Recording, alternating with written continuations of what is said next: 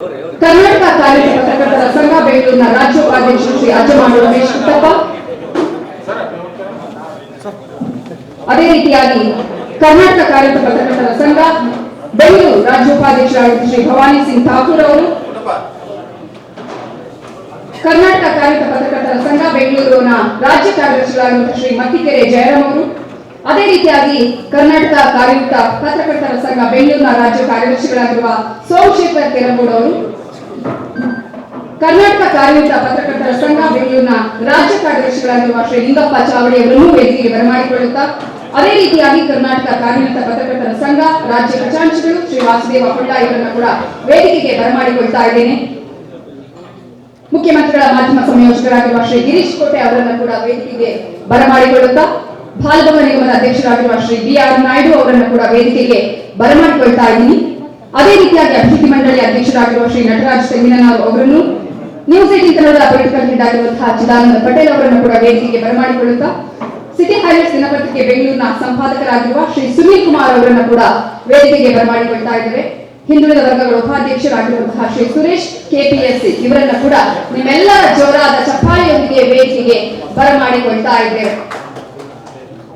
ಪತ್ರಕರ್ತರಿಗೂ ಇದ್ದಂತಹ ಬೇಡಿಕೆ ಅಂದ್ರೆ ಗ್ರಾಮೀಣ ಭಾಗದ ಪತ್ರಕರ್ತರಿಗೆ ಬಸ್ ಪಾಸ್ ವ್ಯವಸ್ಥೆ ಆಗ್ಬೇಕು ಅಂತ ಹೇಳಿ, ಆ ನಿಟ್ಟಿನಲ್ಲಿ ಆ ಕೆಲಸವನ್ನ ತನ್ನ ಕೆಲಸದ ಜೊತೆಗೆ ತನ್ನ ಒಂದು ಕುಟುಂಬ, ಪತ್ರಕರ್ತರ ಕುಟುಂಬ, ನಾವೆಲ್ಲರೂ ನಾನು ಎಂತಹ ಸ್ಥಾನಮಾನವನ್ನು ಪಡೆದುಕೊಂಡ್ರು ನಾನು ಹಿಂದೆ ಇದ್ದಂತಹ ಹೆಜ್ಜೆಯನ್ನ ಮರಿಬಾರ್ದು ಅನ್ನುವಂತಹ ನಿಟ್ಟಿನಲ್ಲಿ ಆ ಒಂದು ಬಸ್ ಪಾಸ್ ನ ವ್ಯವಸ್ಥೆ, ಮಾಸಾಶನ ಹೆಚ್ಚಳ, ಆರೋಗ್ಯ ವಿಮೆ ಸೇರಿದಂತೆ ಅವೆಲ್ಲವನ್ನ ನಮಗೆ ಒದಗಿಸಿಕೊಟ್ಟಂತಹ ಕೆ.ವಿ. ಪ್ರಭಾಕರ್ ಸರ್ ಅವರ ಜೊತೆಯಾಗಿ ಜೋಡೆತ್ತುಗಳಂತೆ ಸತತ ಪರಿಶ್ರಮ ಪ್ರಯತ್ನವನ್ನ ಮಾಡಿದಂತಹ ಕೆಯುಡಬ್ಲ್ಯೂಜೆಯ ರಾಜ್ಯಾಧ್ಯಕ್ಷರಾಗಿರುವಂತಹ ಶಿವಾನಂದಗೌಡ ಸರ್, ಹಾಗೆ ಏನೇ ಕಾರ್ಯಕ್ರಮ ಮಾಡಿದ್ರು ಅದರ ಹಿಂದೆ ನಾನು ಇದ್ರೂ ಕೂಡ ಕಾಣಿಸಿಕೊಳ್ಳದ ಹಾಗೆ ನಿಲ್ಲುವಂತಹ ಮದನಗೌಡ ಸರ್, ಹಾಗೆಯೇ ಪ್ರಧಾನ ಕಾರ್ಯದರ್ಶಿಯಾಗಿರುವಂತಹ ಲೋಕೇಶ್ ಸರ್ ಆಗಿರ್ಬೋದು, ಇಡೀ ನಮ್ಮ ಕರ್ನಾಟಕ ಕಾರ್ಮಿಕ ಪತ್ರಕರ್ತರ ಸಂಘದ ಎಲ್ಲ ಅಧ್ಯಕ್ಷಗಳು, ಉಪಾಧ್ಯಕ್ಷಗಳು, ಪದಾಧಿಕಾರಿಗಳಿಂದ ಹಿಡಿದು ಯಾರ್ಯಾರು ತಮ್ಮದೇ ರೀತಿಯಲ್ಲಿ ಸೇವೆಯನ್ನ ಸಲ್ಲಿಸಿದ್ದೀರಿ ಅವರೆಲ್ಲರಿಗೂ ಕೂಡ ಅಭಿನಂದನೆಯನ್ನ ಸಲ್ಲಿಸುವಂತಹ ನಾವು ನಮ್ಮವರಿಗೆ ನಮಗೋಸ್ಕರ ಈ ಒಂದು ಕಾರ್ಯಕ್ರಮವನ್ನ ಹಮ್ಮಿಕೊಂಡಿದ್ದೇವೆ. ನಿಮ್ಮೆಲ್ಲರ ಉಪಸ್ಥಿತಿಯಲ್ಲಿ ನಿಮ್ಮೆಲ್ಲರ ಚಪ್ಪಾಳೆಯೊಂದಿಗೆ ಈ ಕಾರ್ಯಕ್ರಮವನ್ನ ಆರಂಭ ಮಾಡ್ತಾ ಇದ್ದೇವೆ. ಮೊದಲನೇದಾಗಿ ದೇವರ ಸ್ತುತಿಯೊಂದಿಗೆ ಕಾರ್ಯಕ್ರಮವನ್ನ ಆರಂಭಿಸೋಣ. ಸೋಮಶೇಖರ್ ಗಾಂಧಿ ಇವರೊಂದಿಗೆ ಈ ಒಂದು ಕಾರ್ಯಕ್ರಮವನ್ನ ದೇವರ ಸ್ತುತಿಯೊಂದಿಗೆ ಆರಂಭಿಸ್ತಾ ಇದ್ದೇವೆ. ಸರಸ್ವತಿಯ ನಮಸ್ತುಭ್ಯಂ ವರದೆ ಕಾಮರೂಪಿಣಿ ವಿದ್ಯಾರಂಭಂ ಕರಿಷ್ಯಾಮಿ ಸಿದ್ಧೇ ಭೋತಮೇ ಸದಾ, ನಮಗೆ ವಿದ್ಯಾದೇವತೆ, ಅದೇ ರೀತಿಯಾಗಿ ವಿಘ್ನ ವಿನಾಯಕ ನಮ್ಮೆಲ್ಲರನ್ನ ಹರಸಲಿ, ಕೃಪೆ ನಮ್ಮ ಮೇಲೆ ಇರಲಿ ಅಂತ ಹೇಳ್ತಾ ಇದೀಗ ಪ್ರಾರ್ಥನೆಗಾಗಿ ಸೋಮಶೇಖರ್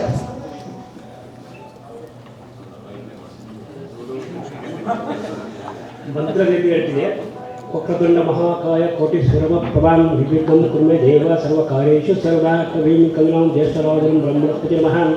ಓಂ ನ ಕರ್ಮಣಾನ ಪ್ರತಿಹಾದನೆ ನತ್ಯೇಕ ಮೃತತ್ವ ಭಾರಸಂ ಪರೇಣ ನಾತಂ ಹಿರಿತಂ ದುಹಾಯ ವಿಭ್ರಾಜತೆ ಯದ್ವತಿ ಯೋಗಿ ಸಂಸೆನ್ ವೇದಾಂತ ವಿಜ್ಞಾನ ಸುನಿಶ್ಚಿತಾರ್ಥಂ ಸನ್ಯಾಸ ಯೋಗ ಧೃತಿ ಶುದ್ಧ ಸತ್ವಾಹಂ ತೇ ಬ್ರಹ್ಮಲೋಕೇತು ಭ್ರಾಂತ ಕಾಲಾಯ ಕಾಲಾಮಿ ವಜ್ರಾಯ.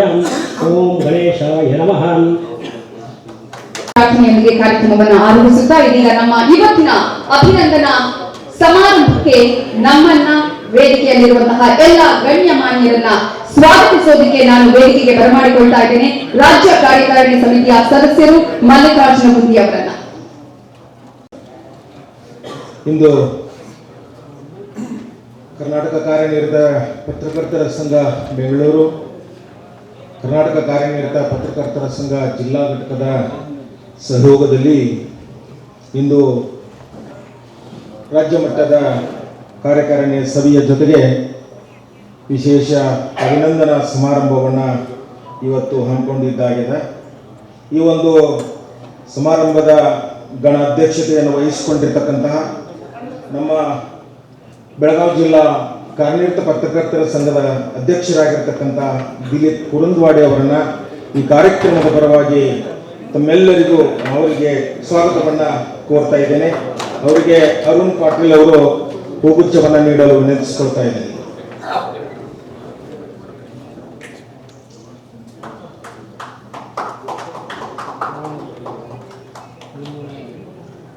ನಂತರದಲ್ಲಿ ಕಾರ್ಯಕ್ರಮದ ಉದ್ಘಾಟನೆಯನ್ನ ನೆರವೇರಿಸಲು ಆಗಮಿಸಿರ್ತಕ್ಕಂತಹ ಕರ್ನಾಟಕ ಕಾರ್ಯನಿರತ ಪತ್ರಕರ್ತರ ಸಂಘ ಗೋಕಾಕ್ ಮುಡುಲ್ಗಿ ಘಟಕ ಗೌರವಾಧ್ಯಕ್ಷರಾಗಿರ್ತಕ್ಕಂಥ ಸರ್ವೋತ್ತಮ್ ಬಿ ಜಾರಕಿಹೊಳಿ ಅವರನ್ನ ಈ ಕಾರ್ಯಕ್ರಮದ ಪರವಾಗಿ ಅವರಿಗೆ ಹೃದಯಪೂರ್ವಕ ಸ್ವಾಗತವನ್ನು ಕೋರ್ತಾ ಇದ್ದೇನೆ. ನಮ್ಮ ಕಾರ್ಯದರ್ಶಿಗಳವರಿಗೆ ಹೂಗುಚ್ಛವನ್ನು ನೀಡಲು ವಿನಂತಿಸಿಕೊಳ್ತಾ ಇದ್ದೇನೆ.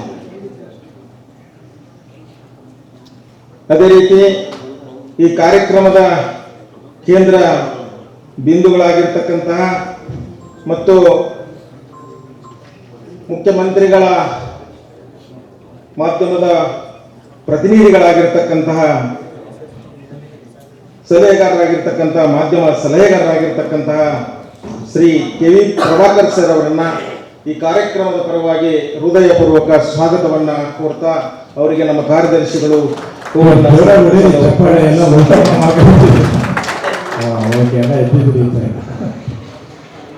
ಅವರಿಗೆ ಪುಷ್ಪವನ್ನ ಸಮರ್ಪಿಸಲು ವಿನಂತಿಸಿಕೊಳ್ತಾ ಇದ್ದೇನೆ.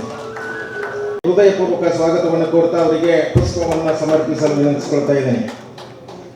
ಜೊತೆಗೆ ನಮ್ಮ ಕಾರ್ಯನಿರತ ಪತ್ರಕರ್ತರ ಸಂಘದ ರಾಜ್ಯ ಪ್ರಧಾನ ಕಾರ್ಯದರ್ಶಿಗಳು ಆಗಿರ್ತಕ್ಕಂತಹ ಶ್ರೀ ಜಿ.ಸಿ. ಲೋಕೇಶ್ ಸರ್ ಅವರನ್ನ ನಿಮ್ಮೆಲ್ಲರ ಪರವಾಗಿ ಹೃದಯಪೂರ್ವಕ ಸ್ವಾಗತವನ್ನ ಕೋರ್ತಾ ಇದ್ದೇನೆ. ಅವರಿಗೆ ಕಾರ್ಯದರ್ಶಿಗಳು ಪುಷ್ಪವನ್ನ ಸಮರ್ಪಿಸಲು ವಿನಂತಿಸಿಕೊಳ್ತಾ ಇದ್ದೇನೆ. ಅದೇ ರೀತಿ ನಮ್ಮ ರಾಜ್ಯ ಉಪಾಧ್ಯಕ್ಷರಾಗಿರ್ತಕ್ಕಂತಹ ಪುಂಡಲೀಕ ಬಾಳೋಜಿ ಅವರನ್ನ ನಿಮ್ಮೆಲ್ಲರ ಪರವಾಗಿ ಹೃದಯಪೂರ್ವಕ ಸ್ವಾಗತವನ್ನ ಕೋರ್ತಾ ಅವರಿಗೆ ಪುಷ್ಪವನ್ನ ಸಮರ್ಪಿಸಲು ಕಾರ್ಯದರ್ಶಿಗಳನ್ನ ವಿನಂತಿಸಿಕೊಳ್ತಾ ಇದ್ದೇನೆ.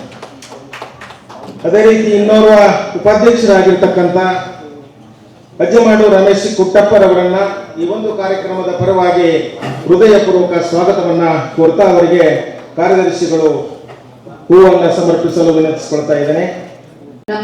ನಿಮ್ಮನ್ನ ಎಲ್ಲರನ್ನ ಪ್ರೀತಿಪೂರ್ವಕವಾಗಿ ಸ್ವಾಗತ ಮಾಡಿದಂತಹ ಮಲ್ಲಿಕಾರ್ಜುನ ಗುಂದಿಯವರಿಗೂ ಸ್ವಾಗತವನ್ನ ಬಯಸುತ್ತಾ ಇದೀಗ ಅಭಿನಂದನಾ ಸಮಾರಂಭವನ್ನ ಇವತ್ತು ಹಮ್ಮಿಕೊಳ್ಳಲಾಗಿದೆ.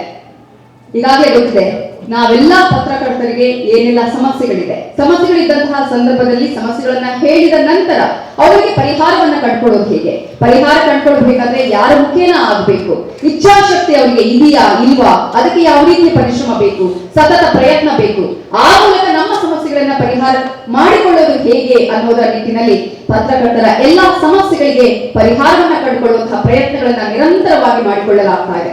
ನಾವು ಯಾರು ಅಂತಹ ಅತ್ಯುತ್ತಮವಾದಂತಹ ಕೆಲಸವನ್ನ, ತಮ್ಮ ಮನೆಯ ಕೆಲಸವನ್ನ ಅತ್ಯಂತ ಶ್ರದ್ಧೆಯಿಂದ ಮಾಡಿದ್ದಾರೆ, ಅವರಿಗೆ ಅಭಿನಂದನೆಯನ್ನ ಸಲ್ಲಿಸದಿದ್ರೆ ಮೆಚ್ಚನ ಆ ಪರಮಾತ್ಮನು ಅನ್ನುವ ರೀತಿಯಾಗಿ ನಾವು ಇನ್ನಷ್ಟು ಅವರಿಂದ ಕೆಲಸ ಕಾರ್ಯವನ್ನ ನಡೆಸಿಕೊಳ್ಳೋದಕ್ಕೆ ಪ್ರೋತ್ಸಾಹವನ್ನು ಕೂಡ ನೀಡುವಂತಹ ನಿಟ್ಟಿನಲ್ಲಿ, ಇನ್ನಷ್ಟು ಜವಾಬ್ದಾರಿಯನ್ನು ನೀಡುವಂತಹ ನಿಟ್ಟಿನಲ್ಲಿ ಈ ಕಾರ್ಯಕ್ರಮ ಅತ್ಯಂತ ಮಹತ್ವದ ಕಾರ್ಯಕ್ರಮ ಅಂತ ನಾನು ಅಂದುಕೊಳ್ತೇನೆ.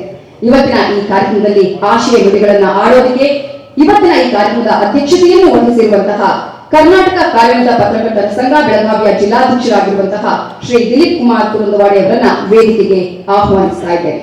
ಅರ್ಧ ಗಂಟೆ ಹಿಂದುಗಡೆ ಮುಂದಿನ ಅವಧಿ ಚುನಾವಣೆ ಘೋಷಣೆ ಮಾಡ್ತಾ ಇದ್ದಾರೆ ಅವರು.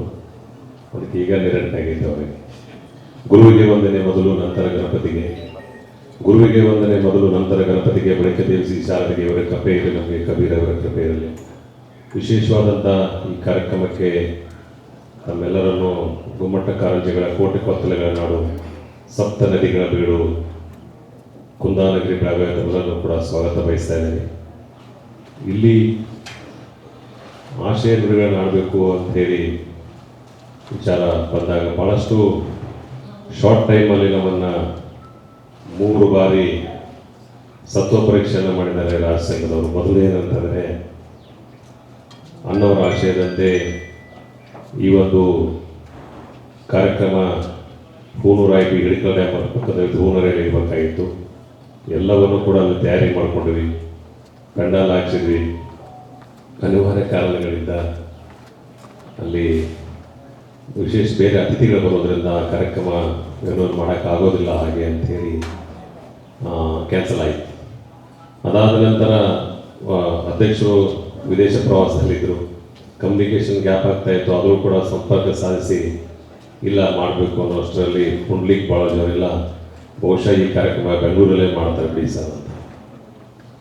ಹಾಗೆ ನಾವು ಸುಮ್ಮನೆ ಒಂದು ದಿನ ಮತ್ತೆ ಮೊದಲಗೌಡರು ಅಧ್ಯಕ್ಷರು ಕಮ್ಯುನಿಕೇಷನ್ ಮಾಡಿ ಇಲ್ಲ ಈ ಕಾರ್ಯಕ್ರಮ ಬೆಳಗಾವಿಯಲ್ಲಿ ಮಾಡೋಣ, ಬೆಳಗಾವಿ ಒಂದು ಏನಾದ್ರು ಮಾಡಿ ಅಂತ ಹೇಳಿದಾಗ ಈ ಒಂದು ಶಾರ್ಟ್ ನೋಟಿಸಲ್ಲಿ ಈ ಕಾರ್ಯಕ್ರಮನ ನೆರವೇರಿಸ್ತಾ ಇದ್ದೀವಿ. ಯಾರಿಗೂ ಕೂಡ ಅವ್ಯವಸ್ಥೆ ಆಗಿದ್ದರೆ ಸ್ವಲ್ಪ ಕಮ್ಯುನಿಕೇಷನ್ ಗ್ಯಾಪ್ ಆಗಿರೋದು ಕ್ಷಮೆ ಇರಲಿ ಅಂತೇಳಿ ಬೆಳಗಾವಿ ಜಿಲ್ಲೆ ಸಂಘದ ಪರವಾಗಿ ಕ್ಷಮೆಯನ್ನು ಕೋರ್ತಾ, ವಿಶೇಷವಾದಂಥ ಈ ಕಾರ್ಯಕ್ರಮಕ್ಕೆ ಬ್ರಹ್ಮ ವಿಷ್ಣು ಮಹೇಶ್ ಇರತಕ್ಕಂಥ ಏನು ನಮ್ಮ ಪ್ರಭಾಕರ್ ಸರು, ಮದನಗೌಡರು, ಶಿವಾನಂತ ಗೌಡರು ಭಾಳಷ್ಟು ಪತ್ರಕರ್ತರ ವಿಚಾರವಾಗಿ ಭಾಳಷ್ಟು ಶ್ರಮ ಪಡೋದ್ರ ಮುಖಾಂತರ ಇವತ್ತು ಪ್ರಭಾಕರ್ ಸರ್ಗೆ ನಾವು ಅಭಿನಂದನೆ ಸಲ್ಲಿಸಬೇಕು. ಯಾಕೆ ಅಂತಂದರೆ ಬಸ್ ಪಾಸ್ ವಿಚಾರ ಆಗಿರ್ಬೋದು, ಪತ್ರಕರ್ತರ ಸಮಸ್ಯೆಗಳ ವಿಚಾರ ಆಗ್ಬೋದು, ತಕ್ಷಣವಾಗಿ ಸ್ಪಂದಿಸೋದು ಯಾರಾದರೂ ಇದ್ದರೆ ಅವರು ಪ್ರಭಾಕರ್ ಸರ್ ಅಂತ ಹೇಳಕ್ಕೆ ಹೆಮ್ಮೆ ಪಡ್ತಾ ಇದ್ದೀವಿ.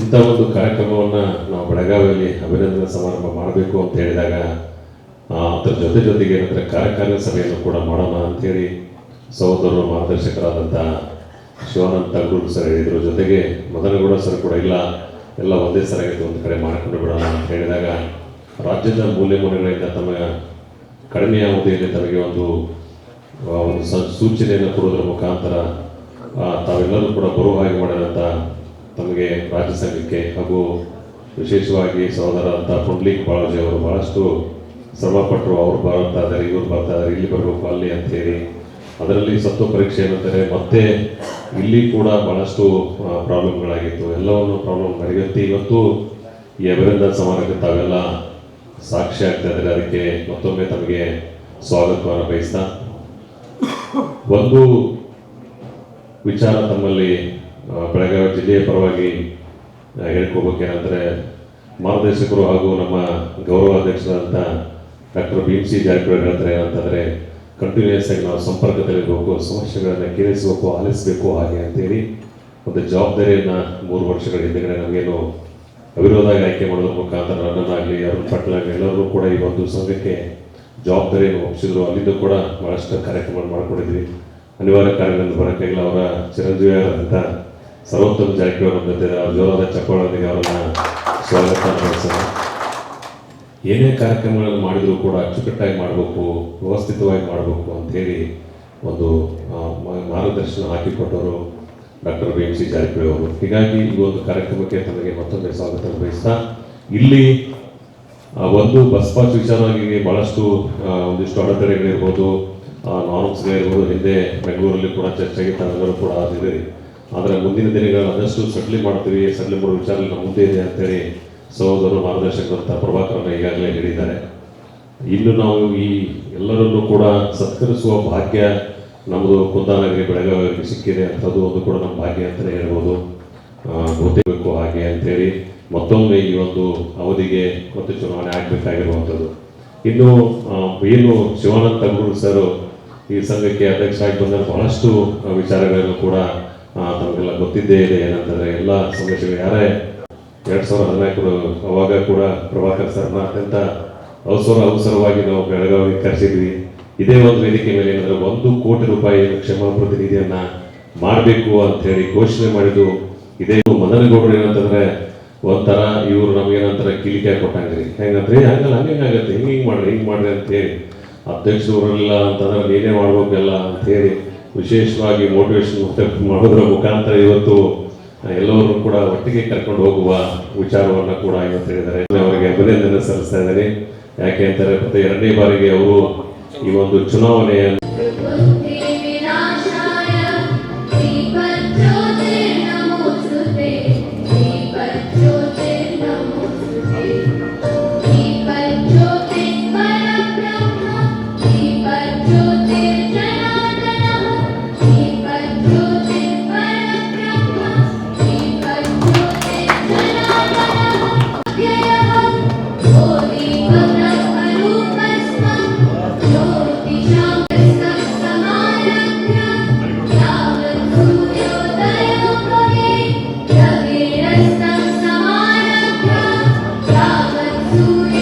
ಕರ್ನಾಟಕ ಕಾರ್ಯನಿರತ ಪತ್ರಕರ್ತರ ಸಂಘ ಬೆಳಗಾವಿ ಘಟಕದ ಒಂದು ಸಂಯುಕ್ತ ಆಶ್ರಯದಲ್ಲಿ ನಡೀತಿರುವಂತಹ ಇದು ರಾಜ್ಯ ಕಾರ್ಯಕಾರಿಣಿ ಸಭೆಯಾಗಿರ್ಬೋದು, ಅದರ ಜೊತೆಗೆ ಅಭಿನಂದನಾ ಸಮಾರಂಭವಾಗಿರ್ಬೋದು. ಈ ಸಮಾರಂಭದಲ್ಲಿ ಒಂದು ಅಭಿನಂದನೆಗೆ ಪಾತ್ರರಾದಂತಹ ಹಿರಿಯರಾದಂತಹ ಮಾರ್ಗದರ್ಶಕರಾದಂತಹ KV ಪ್ರಭಾಕರ್ ಅವರೇ, ರಾಜ್ಯ ಸಂಘದ ಅಧ್ಯಕ್ಷರಾದಂತಹ ತಗಡೂರು ಅವರೇ, ಮಾರ್ಗದರ್ಶಕರಾದಂತಹ ಮದನ್ ಗೌಡ್ರೆ, ಲೋಕೇಶ್ ಅವರೇ, ನಮ್ಮವರೇ ಆದಂತಹ ಬಾಳೋಜಿ ಅವರೇ, ಅನೇಕ ವೇದಿಕೆ ಮೇಲೆ ಉಪಸ್ಥಿತಿರುವಂಥ ಎಲ್ಲ ರಾಜ್ಯ ಸಂಘದ ಪದಾಧಿಕಾರಿಗಳೇ, ಅದರ ಜೊತೆಗೆ ಇಷ್ಟೊಂದು ಶಾರ್ಟ್ ನೋಟಿಸಲ್ಲಿ ಒಂದು ಒಳ್ಳೆಯ ಕಾರ್ಯಕ್ರಮ ಆಯೋಜಿಸಿದಂತಹ ನಮ್ಮ ಜಿಲ್ಲೆಯ ಅಧ್ಯಕ್ಷರಾದಂತಹ ದಿಲೀಪ್ ಕುರಂದ್ವಾಡಿ ಅವರೇ, ಅದರ ಜೊತೆಗೆ ಇಲ್ಲಿ ಬಂದಿರುವಂತಹ ಎಲ್ಲ ಕರ್ನಾಟಕದಂತಹ ಬಂದಂತಹ ಎಲ್ಲ ಪತ್ರಕರ್ತರ ಬಂಧುಗಳ ತಮ್ಮೆಲ್ಲರಿಗೂ ಕೂಡ ಆತ್ಮೀಯ ನಮಸ್ಕಾರಗಳನ್ನು ಬಯಸ್ತೇನೆ. ವಿಶೇಷವಾಗಿ ಇವತ್ತಿನ ದಿವಸ ಈ ಒಂದು ಕಾರ್ಯಕ್ರಮವನ್ನು ಹಮ್ಮಿಕೊಂಡಿದ್ದೇವೆ. ಈಗಾಗಲೇ ಯಾಕಂದರೆ ದಿಲೀಪ್ ಅವರು ಮಾತಾಡಬೇಕಾದ್ರೆ ಹೇಳಿದರು, ಈಗ ಒಮ್ಮೆ ಲಾಸ್ಟ್ ಮೂಮೆಂಟಲ್ಲಿ ವೆನ್ಯೂ ಚೇಂಜ್ ಆಗೋಣ ಹೆಂಗೆ ಒಂದು ಕಾರ್ಯಕ್ರಮ ಆಯೋಜನೆ ಮಾಡಿದಾರೆ ಅವ್ರಿಗೆ ಗೊತ್ತಿದೆ ಅದು ಏನು ಚಾಲೆಂಜಸ್ ಬಂದವು. ಆದರೂ ಕೂಡ ಈ ಒಂದು ಕಾರ್ಯಕ್ರಮವನ್ನು ಅಚ್ಚುಕಟ್ಟಾಗಿ ಒಂದು ಆಯೋಜನೆ ಮಾಡಿದ್ದಾರೆ ಅಂತ ಒಂದು ನನ್ನ ಅಭಿಪ್ರಾಯ. ಅದ್ರ ಜೊತೆಗೆ ಯಾಕೆ ಪ್ರಭಾಕರ್ ಸರ್ ಇವತ್ತು ಒಂದು ಸರ್ಕಾರ ಹಾಗೂ ನಮ್ಮ ಪತ್ರಕರ್ತರ ನಡುವೆ ಒಂದು ಸೇತುವೆಯ ಕೆಲಸವನ್ನು ಮಾಡ್ತಾ ಬರ್ತಾ ಇದ್ದಾರೆ. ಅಂಥ ಒಂದು ಕಾರ್ಯವನ್ನು ಯಾಕೆ ಸಾಕಷ್ಟು ಪತ್ರಕರ್ತರಿಗೆ ಅನುಕೂಲ ಆಗುವಂತಹ ಯೋಜನೆಗಳನ್ನು ಕೊಡುವ ಮುಖಾಂತರ ನಮ್ಮ ಪತ್ರಕರ್ತರಿಗೆ ಅನುಕೂಲ ಆಗುವ ನಿಟ್ಟಿನಲ್ಲಿ ಇವತ್ತು ಅವರು ಕೆಲಸ ಮಾಡ್ತಾ ಇದ್ದಾರೆ. ಅವರಿಗೆ ಇವತ್ತು ನಾವು ಅಭಿನಂದನಾ ಸಲ್ಲಿಸ್ತಾ ಇದ್ದೀವಿ ಅಂದರೆ ನಮ್ಮದು ಒಂದು ಭಾಗ್ಯ ಅಂತಂದ್ರೂ ಕೂಡ ತಪ್ಪಾಗಲಿಕ್ಕಿಲ್ಲ. ಈಗ ನಾವು ಗೌಡ್ರು ಮಾತಾಡ್ಬೇಕಂದ್ರೆ ಗೌಡ್ರು ಹೇಳಿದ್ರು, ನಮ್ಮ ಪತ್ರಕರ್ತರಿಗೆ ಯಾವಾಗೂ ಕಾರ್ಯಕ್ರಮ ನಡೀಬೇಕಾದ್ರೆ ಬರ್ಕೊಳ್ಳೋದ್ರಾಗಿ ಈಗ ಚಪ್ಪಾಳದ ಬರ್ಸಿದ್ರು ಅಂತಂದ್ರೆ. ಆದರೆ ಇವತ್ತಿನ ದಿವಸದಲ್ಲಿ ವಿಶೇಷವಾಗಿ ಗ್ರಾಮೀಣ ಪತ್ರಕರ್ತರಿಗೆ ಒಂದು ಬಸ್ ಪಾಸಿನ ಸೌಲಭ್ಯವಾಗಿರ್ಬೋದು, ಸಂಜೀವಿನಿ ಯೋಜನೆ ಆಗಿರ್ಬೋದು, ಅವು ಸ್ವಲ್ಪ ಟೆಕ್ನಿಕಾಲಿಟಿಯಲ್ಲಿ ಟಫ್ ಆಗಿದ್ರು ಕೂಡ ಮುಂದೆ ಬರುವಂಥ ನಿರ್ಮಾಣದಲ್ಲಿ ಅವನು ಇನ್ನಷ್ಟು ಕೂಡ ಸಬಲೀಕರಣ ಮಾಡಿ ನಮ್ಮ ಭಾಗದ ವಿಶೇಷವಾಗಿ ಗ್ರಾಮೀಣ ಪತ್ರಕರ್ತರಿಗೆ ಅನುಕೂಲ ಆಗುವ ನಿಟ್ಟಿನಲ್ಲಿ ಯೋಜನೆಯನ್ನು ತರ್ತೇವೆ ಅನ್ನುವಂತಹ ಒಂದು ವಿಶ್ವಾಸವನ್ನು ಪ್ರಭಾಕರ್ ಸಾಹೇಬರು ಈಗಾಗಲೇ ಹೇಳಿದ್ದಾರೆ. ಅದಕ್ಕೆ ಈ ಒಂದು ಯೋಜನೆಗಳು ಹೆಚ್ಚಿನ ನಿಟ್ಟಿನಲ್ಲಿ ನಮ್ಮ ಗ್ರಾಮೀಣ ಪತ್ರಕರ್ತರಿಗೆ ಅನುಕೂಲವಾಗಲಿ ಅನ್ನುವಂತಹ ಒಂದು ನನ್ನ ಅಭಿಪ್ರಾಯ. ಅದರ ಜೊತೆಗೆ ನಾವು ಯಾಕಂದರೆ ಇವತ್ತೆಲ್ಲರೂ ರಾಜ್ಯಾದ್ಯಂತಹ ಎಲ್ಲ ಪತ್ರಕರ್ತರು ನಾವು ವಿಶೇಷವಾಗಿ ಬಂದಿದ್ದೀರಿ. ವಿಶೇಷವಾಗಿ ನಾವು ಯಾಕಂದರೆ ನಾನು ಚಿಕ್ಕಂದಿದ್ದ ಕೂಡ ತಂದೆಯವರ ಜೊತೆಗೆ ಯಾಕಂದರೆ ಪತ್ರಕರ್ತರ ಒಡನಾಟ ಭಾಳ ನೋಡಿದೆ. ನಾನು ಸಣ್ಣ ಇರ್ತಾ ಇದ್ರೆ ಪತ್ರಕರ್ತರ ನಡುವೆ ನಾನು ದೊಡ್ಡವಾಗಿದ್ದೆ. ನಾ ಪತ್ರಕರ್ತರ ನೋಡಿದಾಗ ಒಂದು ನಾ ಭಾಳ ವಿಶೇಷ ಗಮನಿಸ್ತೇನೆ ಅಂದರೆ ಅವ್ರು ಯಾವತ್ತಿಗೂ ಕೂಡ ಕುಟುಂಬಕ್ಕೆ ಟೈಮ್ ಕೊಡಂಗಿಲ್ಲ ನೀವು. ಯಾಕೆ ಪತ್ರಕರ್ತರಂದ್ರೆ ಪೊಲೀಸರ ಡಾಕ್ಟರ್ಕಿನೂ ಕೂಡ ಅವ್ರದ್ದು ಜವಾಬ್ದಾರಿ ಭಾಳ. ಯಾಕೆ ಅವ್ರ ಸ್ಪಾಟ್ ಹೋಗಿ ಮೇಲೆ ನೀವು ಹೋಗಿರ್ತೀರಿ. ಏನೇ ಒಂದು ಎಮರ್ಜೆನ್ಸಿ ಆಗಿರ್ಬೋದು, ಏನೇ ಒಂದು ಸುದ್ದಿ ಬಂದರೆ ತಮ್ಮ ವೈಯಕ್ತಿಕ ಜೀವನವಾಗಿರ್ಬೋದು, ತಮ್ಮ ಹೆಲ್ತ್ ಆಗಿರ್ಬೋದು, ಅದನ್ನೆಲ್ಲನೂ ಬದಿಗಿಟ್ಟು ತಾವು ಆ ನ್ಯೂಸನ್ನು ಕವರ್ ಮಾಡೋಕತ್ತ ನಾವು ಹೋಗ್ತೀವಿ. ಆ ತಮ್ಮ ವೃತ್ತಿ ಧರ್ಮ ಅದು ನಿಮ್ಮ ಒಂದು ಎಥಿಕ್ಸ್ ಅಂದರೂ ಕೂಡ ತಪ್ಪಾಗಲಿಕ್ಕಿಲ್ಲ. ಆದರೆ ಅದರ ಜೊತೆಗೆ ತಮ್ಮ ವೈಯಕ್ತಿಕ ಒಂದು ಬದುಕಿಗೆ ಹಾಗೂ ತಮ್ಮ ಕುಟುಂಬಕ್ಕೆ ಕೂಡ ತಾವು ಸಮಯನ ಕೊಡಬೇಕು ಅಂತೇಳಿ ಆ ಒಂದು ನಿಟ್ಟಿನಲ್ಲಿ ಕೂಡ ತಾವು ಇವತ್ತು ವಿಚಾರವನ್ನು ಮಾಡಬೇಕು. ಅದು ಈ ಒಂದು ವೇದಿಕೆ ಮುಖಾಂತರ ತಮ್ಮನ್ನು ಮನವಿಯನ್ನು ಮಾಡ್ತೇನೆ. ಯಾಕಂದರೆ ಇವತ್ತಿನ ಒಂದು ಲೈಫ್ ಸ್ಟೈಲ್ ಯಾಕೆ ಸ್ಟ್ರೆಸ್ಫುಲ್ ಲೈಫ್ ಸ್ಟೈಲ್ ನಮ್ಮ ಪತ್ರಕರ್ತರು. ಯಾಕೆ ಎಲ್ಲರಿಗಿಂತ ಮೊದಲು ನಾವು ಕಾಂಪಿಟೇಷನ್ ಬೇರೆ, ಎಲ್ಲರಿಗಿಂತ ಮೊದಲು ನಾವು ನೀವು ಸ್ಕೋರ್ ಮಾಡ್ಬೇಕು. ಹೀಗಾಗಿ ನಮ್ಮ ಪತ್ರಕರ್ತರು ತಮ್ಮ ವೃತ್ತಿ ಜೊತೆಗೆ ತಮ್ಮ ನಿಜ ಜೀವನಕ್ಕೂ ಕೂಡ ತಾವು ಇವತ್ತು ಗಮನವನ್ನು ಹರಿಸಬೇಕು. ಹರಿಸಿ ಈ ಒಂದು ಕಾರ್ಯಕ್ರಮದಲ್ಲಿ ವಿಶೇಷವಾಗಿ ತಾವೆಲ್ಲ ಬಂದಿದ್ದೀರಿ. ನಮ್ಮ ಬೆಳಗಾವಿ ನಗರಕ್ಕೆ ತಾವೆಲ್ಲ ಬಂದು ಈ ಒಂದು ಕಾರ್ಯಕ್ರಮವನ್ನು ಯಶಸ್ವಿ ಮಾಡಿದಿರಿ. ತಮ್ಮೆಲ್ಲರಿಗೂ ಕೂಡ ಅಭಿನಂದಿಸಿ ನಾನು ಎರಡು ಮಾತನ್ನು ಮುಗಿಸ್ತೇನೆ.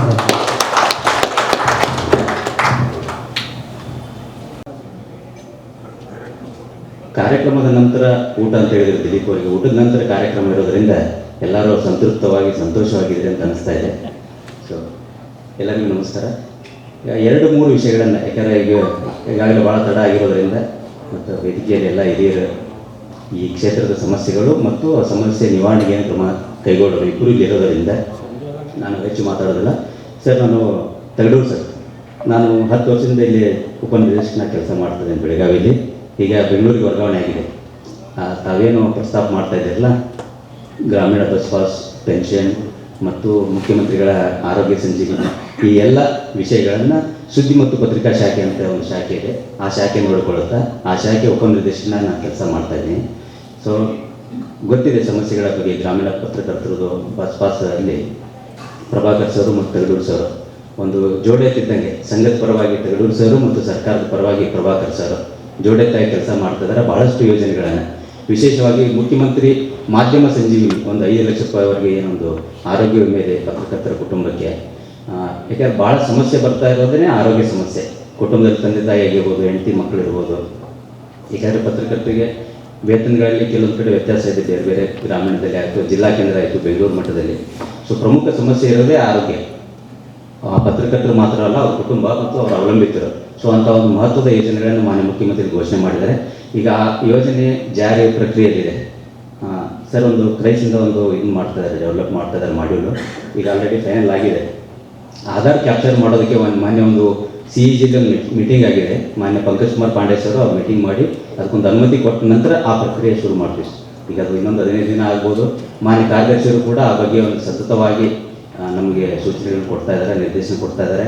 ಮಾನ್ಯ ಪ್ರಭಾಕರ್ ಸರ್ ಕೂಡ ಮೊನ್ನೆ ನಾವು ಭೇಟಿ ಗ್ರಾಮೀಣ ಬಸ್ ಪಾಸ್ ವಿಷಯಕ್ಕೆ ಸಂಬಂಧಪಟ್ಟಂಗೆ ಅದನ್ನು ಕೂಡ ಆದಷ್ಟು ಇನ್ನೊಂದು ನಿಯಮ ಸರಳೀಕರಣ ಆಗಬೇಕು ಅಂತ ಮೊನ್ನೆ ಸಭೆಯಲ್ಲಿ ಚರ್ಚೆ ಆಯಿತು. ತಗಡೂರು ಸರ್ ಇರಲಿಲ್ಲ, ಇಸ್ರೇಲ್ ಪ್ರವಾಸದಲ್ಲಿದ್ದರು. ಸೊ ಅವ್ರು ಬಂದ ನಂತರ ಇನ್ನೊಂದು ಸಭೆ ಮಾಡಿ ಅದನ್ನು ಚರ್ಚೆ ಮಾಡಿ ಇನ್ನಷ್ಟು ಸರಳೀಕರಣ ಮಾಡಿ ನಮ್ಮ ರಾಜ್ಯದಲ್ಲಿರುವಂಥ ಪ್ರತಿಯೊಬ್ಬ ಪತ್ರಕರ್ತರಿಗೆ ಗ್ರಾಮೀಣ ಬಸ್ ಪಾಸ್ ಸಿಗಬೇಕು ಅನ್ನೋ ಪ್ರಯತ್ನವನ್ನು ಇಲಾಖೆ ಮಾಡ್ತಾ ಇದೆ. ಸೊ ಆ ಇಲಾಖೆಗೆ ನಿರಂತರವಾಗಿ ಮಾರ್ಗದರ್ಶನವನ್ನು ಮಾನ್ಯ ಪ್ರಭಾಕರ್ ಸರ್ ನೀಡ್ತಾ ಇದ್ದಾರೆ ಮತ್ತು ತಗಡೂರು ಸರ್ ಕೂಡ ಇಲಾಖೆ ಸಂಪರ್ಕದಲ್ಲಿದ್ದು ತಮ್ಮೆಲ್ಲ ಸಮಸ್ಯೆಗಳಿಗೆ ಧ್ವನಿಯಾಗಿ ಕೆಲಸ ಮಾಡ್ತಾ ಇದ್ದಾರೆ. ಸೊ ಇಂದು ಅವರು ಮತ್ತು ಅವರ ಎಲ್ಲ ಸಮಸ್ತ ತಂಡಕ್ಕೆ ಏನು ತಾವು ಅಭಿನಂದನೆ ಸಲ್ಲಿಸ್ತಾ ಇದ್ದಾರೆ. ಸೊ ಇಲಾಖೆ ಪರವಾಗಿ ಕೂಡ ನಾವು ಅಭಿನಂದನೆ ಸಲ್ಲಿಸ್ತಾ ನನ್ನ ಮಾತುಗಳು ಮುಗಿಸ್ತೀನಿ.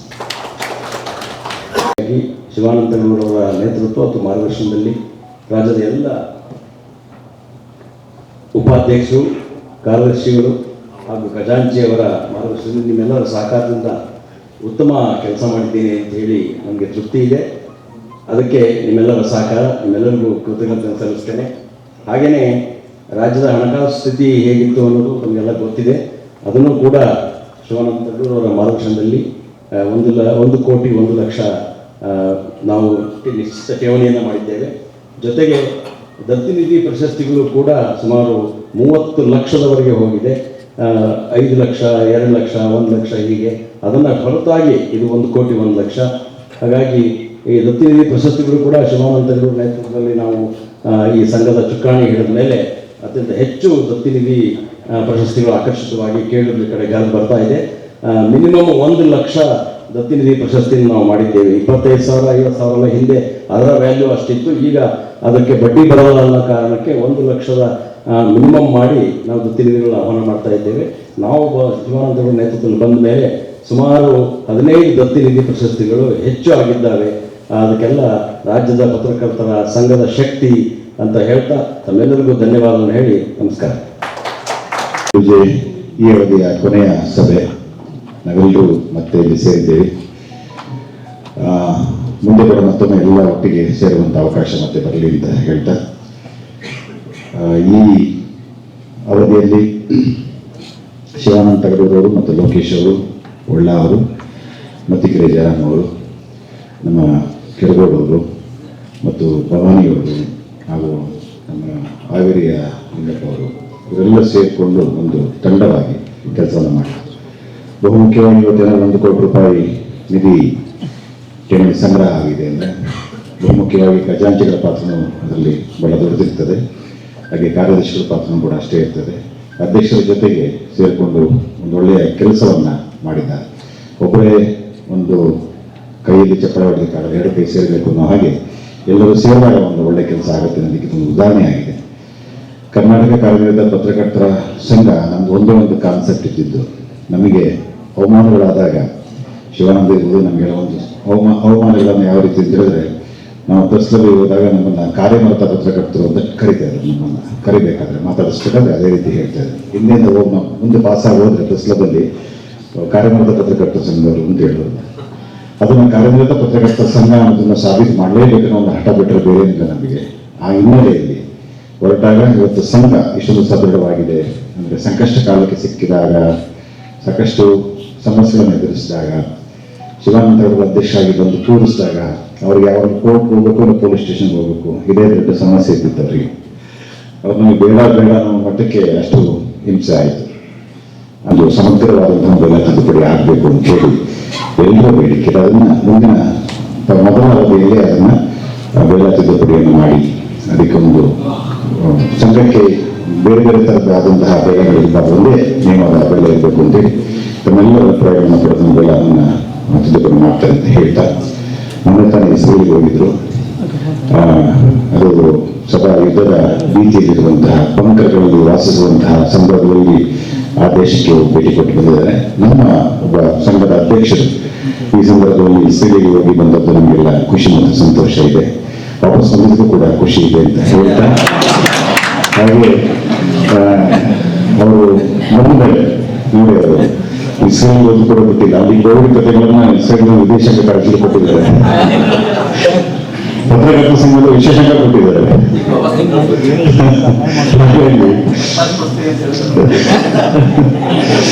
ಗ್ರಾಮೀಣ ಪತ್ರಕರ್ತರ ಬಗ್ಗೆ ಅತ್ಯಂತ ಹೆಚ್ಚು ಕಾಳಜಿ ಇರುವಂಥದ್ದು ಸಿದ್ದರಾಮಯ್ಯ ಅವರಿಗೆ. ಆಮೇಲೆ ಪತ್ರಕರ್ತರು ಸಿದ್ದರಾಮಯ್ಯ ಟೀಕೆ ಮಾಡಿದಷ್ಟು ಯಾರನ್ನೂ ಮಾಡಿಲ್ಲ. ಸಲಾಕಲ್ಲಿ ಏನಾದ್ರು ಟೀಕೆ ಮಾಡ್ತಾ ಇರ್ತಾರೆ. ಸಿದ್ದರಾಮಯ್ಯ ತಮಾಷೆ ಮಾತಾಡ್ತಿರ್ತಾರೆ, ನನಗೆ ಆ ರೀತಿ ಹೇಳಿದ್ರು, ಈ ರೀತಿ ಹೇಳಿದ್ರು, ನನ್ನ ಕಾರ್ಯದಲ್ಲಿ ಕಾಗೆ ಕೂತ ತಕ್ಷಣ ಅಧಿಕಾರನ ಹೋಗುತ್ತೆ ಅಂತ ಯಾರು ಕಾಮಿಡಿ ಮಾತಾಡ್ತಿರ್ತಾರೆ. ಆದರೆ ಒಂದು ದಿನ ಕೂಡ ಅದೆಲ್ಲೂ ಯೋಚನೆ ಮಾಡ್ಕೊಂಡಿಲ್ಲ. ಸಿದ್ದರಾಮಯ್ಯ ಅವರು ಪತ್ರಕರ್ತರಿಗೆ ಬೇಡಿಕೆ ಮುಂದಿಟ್ಟಾಗ ಯಾಕೆ ಕೊಡ್ಬೇಕು ನಿಮಗೆ ಅಂತ ಯಾವತ್ತೂ ಹೇಳಿಲ್ಲ, ಏನು ಮಾಡಬಾರ್ದು ಅಂತ ಯಾವತ್ತೂ ಹೇಳಿಲ್ಲ. ಅತಿ ಹೆಚ್ಚು ಸಹಾಯವನ್ನು ಹಿಂದಿನ ಸರ್ಕಾರ 70 ತಾಲೂಕು ಮಾಡಿದ್ದಾರೆ.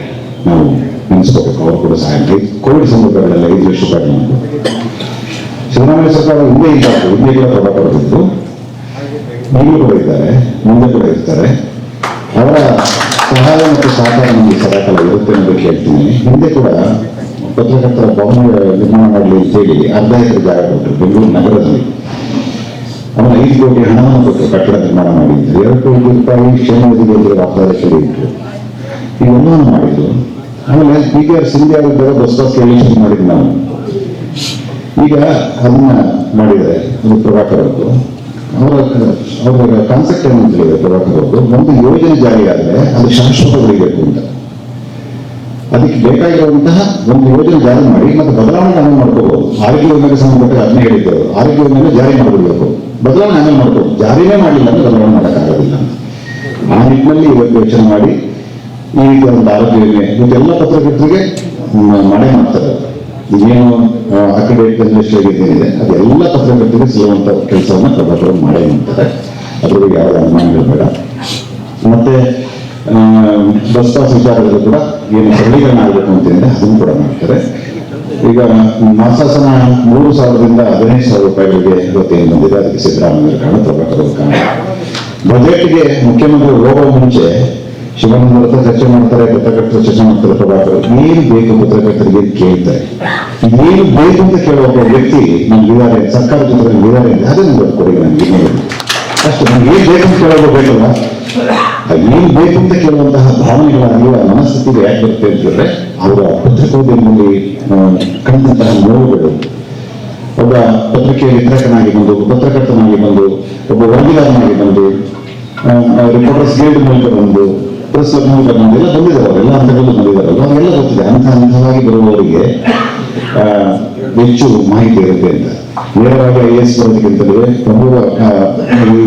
ತಹಸೀಲ್ದಾರ್ ಆಗಿ ಒಂದು DC ಆಗಿ ಬರ್ತಾರಲ್ಲ, ಅದು ಸ್ವಲ್ಪ ಹೆಚ್ಚು ಅನುಭವ ಇರ್ತಾರೆ ಅಂತೇಳಿ. ಹಾಗೆ ಪತ್ರಕರ್ತರ ನೋವು ಸಂಕಷ್ಟಗಳನ್ನ ಪ್ರಭಾಕರ್ ತುಂಬ ಚೆನ್ನಾಗಿ ಅರ್ತಿದ್ದಾರೆ.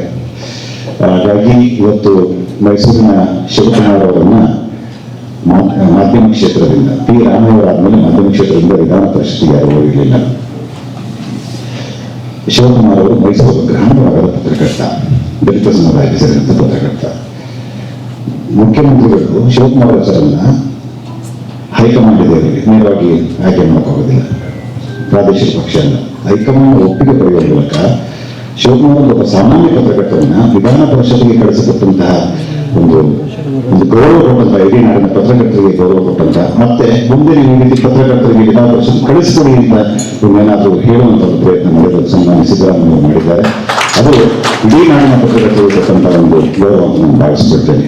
ಯಾಕೆಂತಂದ್ರೆ ನಮ್ಮಲ್ಲಿ ಅನೇಕರು ವಿಧಾನ ಪರಿಷತ್ತಿಗೆ ಹೋಗಿದ್ದಾರೆ. ಚಿನ್ನಬೆಳ್ಳಿ ಅಂಗಡಿಯವರು, ಲ್ಯಾಂಡ್ ಡೆವಲಪರ್ಸು, ಇತರರು ಸುಮಾರು ವಿಧಾನ ಪರಿಷತ್ತಿಗೆ ಹೋಗಿದ್ದಾರೆ.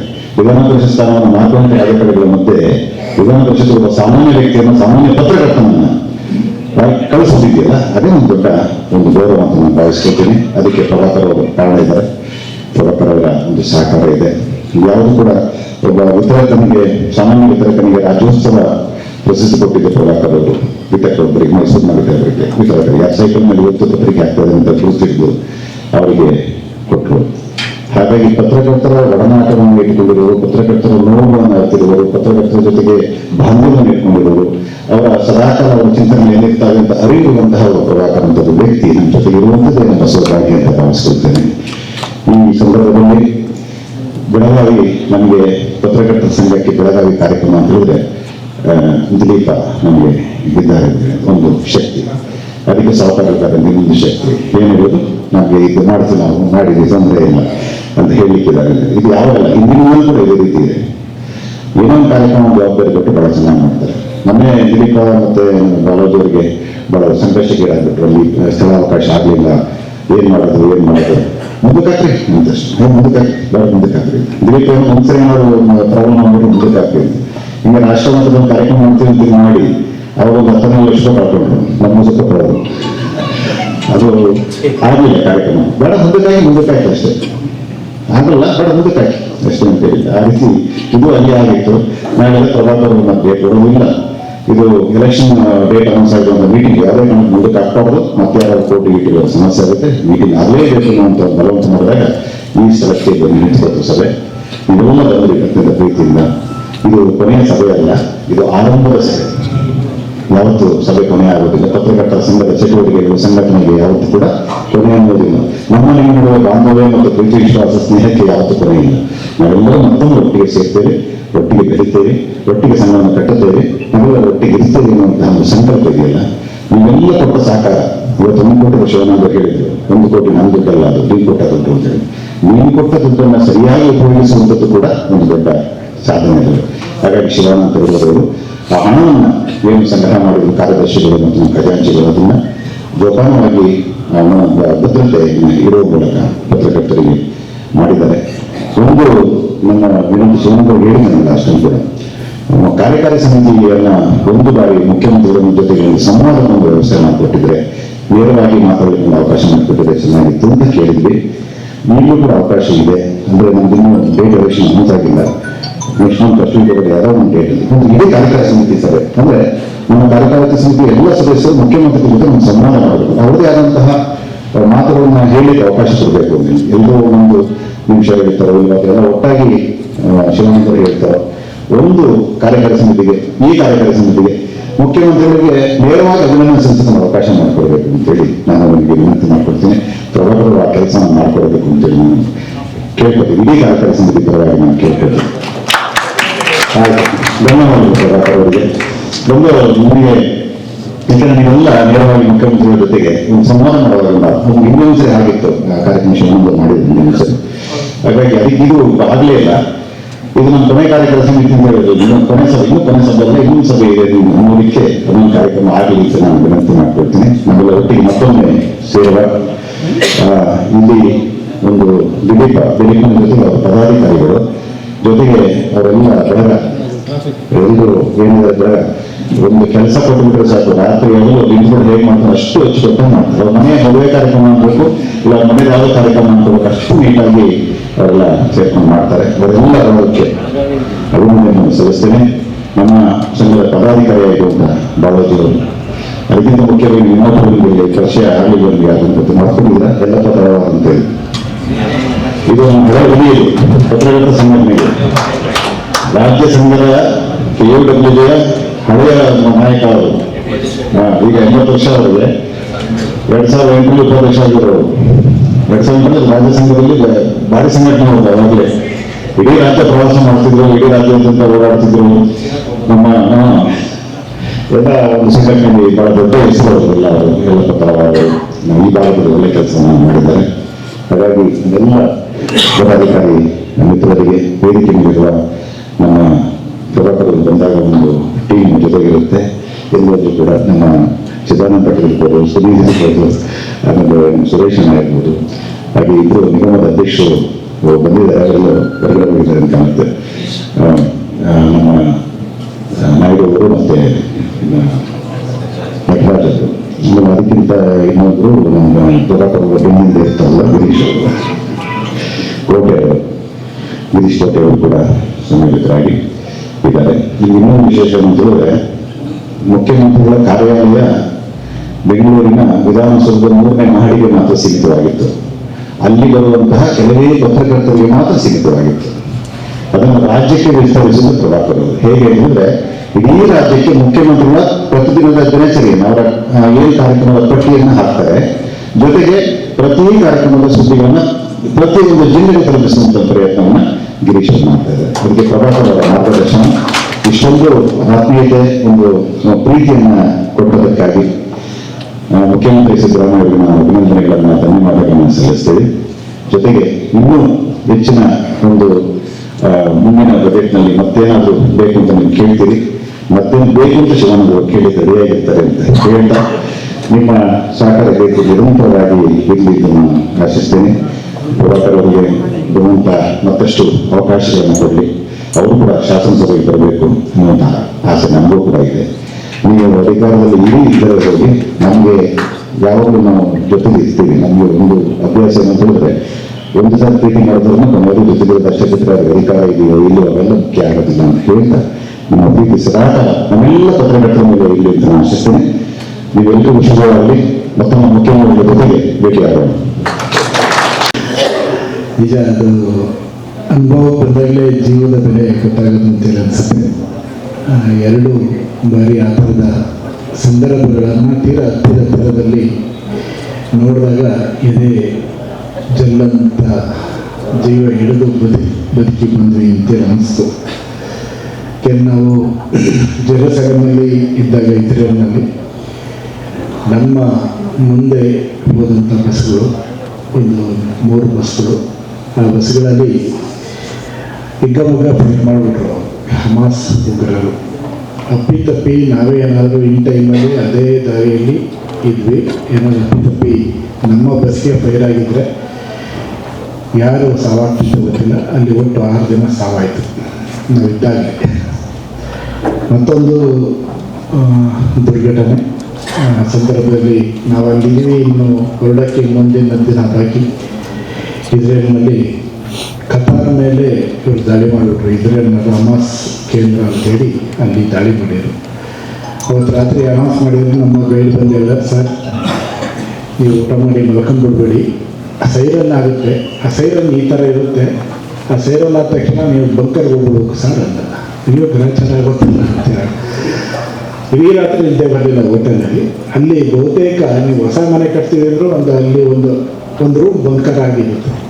ಈ ಯಾವುದು ಬ್ಯಾಂಕ್ನಲ್ಲಿ ಇದ್ದಿದೆಯಲ್ಲ, ಲಾಕರ್ ಅಂತ ಮಾಡ್ತಾರಲ್ಲ, ಸೇಮ್ ಆ ಥರ ಬಂಕರ್. ಅಂದರೆ ಅಂಡರ್ಗ್ರೌಂಡೇ ಬಂಕರ್ ಅಲ್ಲ, ನಮ್ಮ ಜೊತೆನೇ ಬಂಕರ್, ಲಾಡ್ಜಲ್ಲೂ ಬಂಕರ್ ಇರುತ್ತೆ, ಮಾಲಲ್ಲೂ ಇರುತ್ತೆ, ಅಥವಾ ಮನೆಗಳಲ್ಲೂ ಇರುತ್ತೆ. ಈ ಥರದ ಇದು, ಹಾಗಾಗಿ ಈ ಥರದ್ದೆಲ್ಲ ಇದರ ನಡುವೆ ಕೂಡ ಪ್ರವಾಸ ಚೆನ್ನಾಗಾಯಿತು. ಹಾಗಾಗಿ ನಿಮ್ಮೆಲ್ಲರ ಹಾರೈಕೆಗೆ, ಪ್ರೀತಿಗೆ ನಾನು ಧನ್ಯವಾದ ಹೇಳಲಿಕ್ಕೆ ಬಯಸ್ತೇನೆ.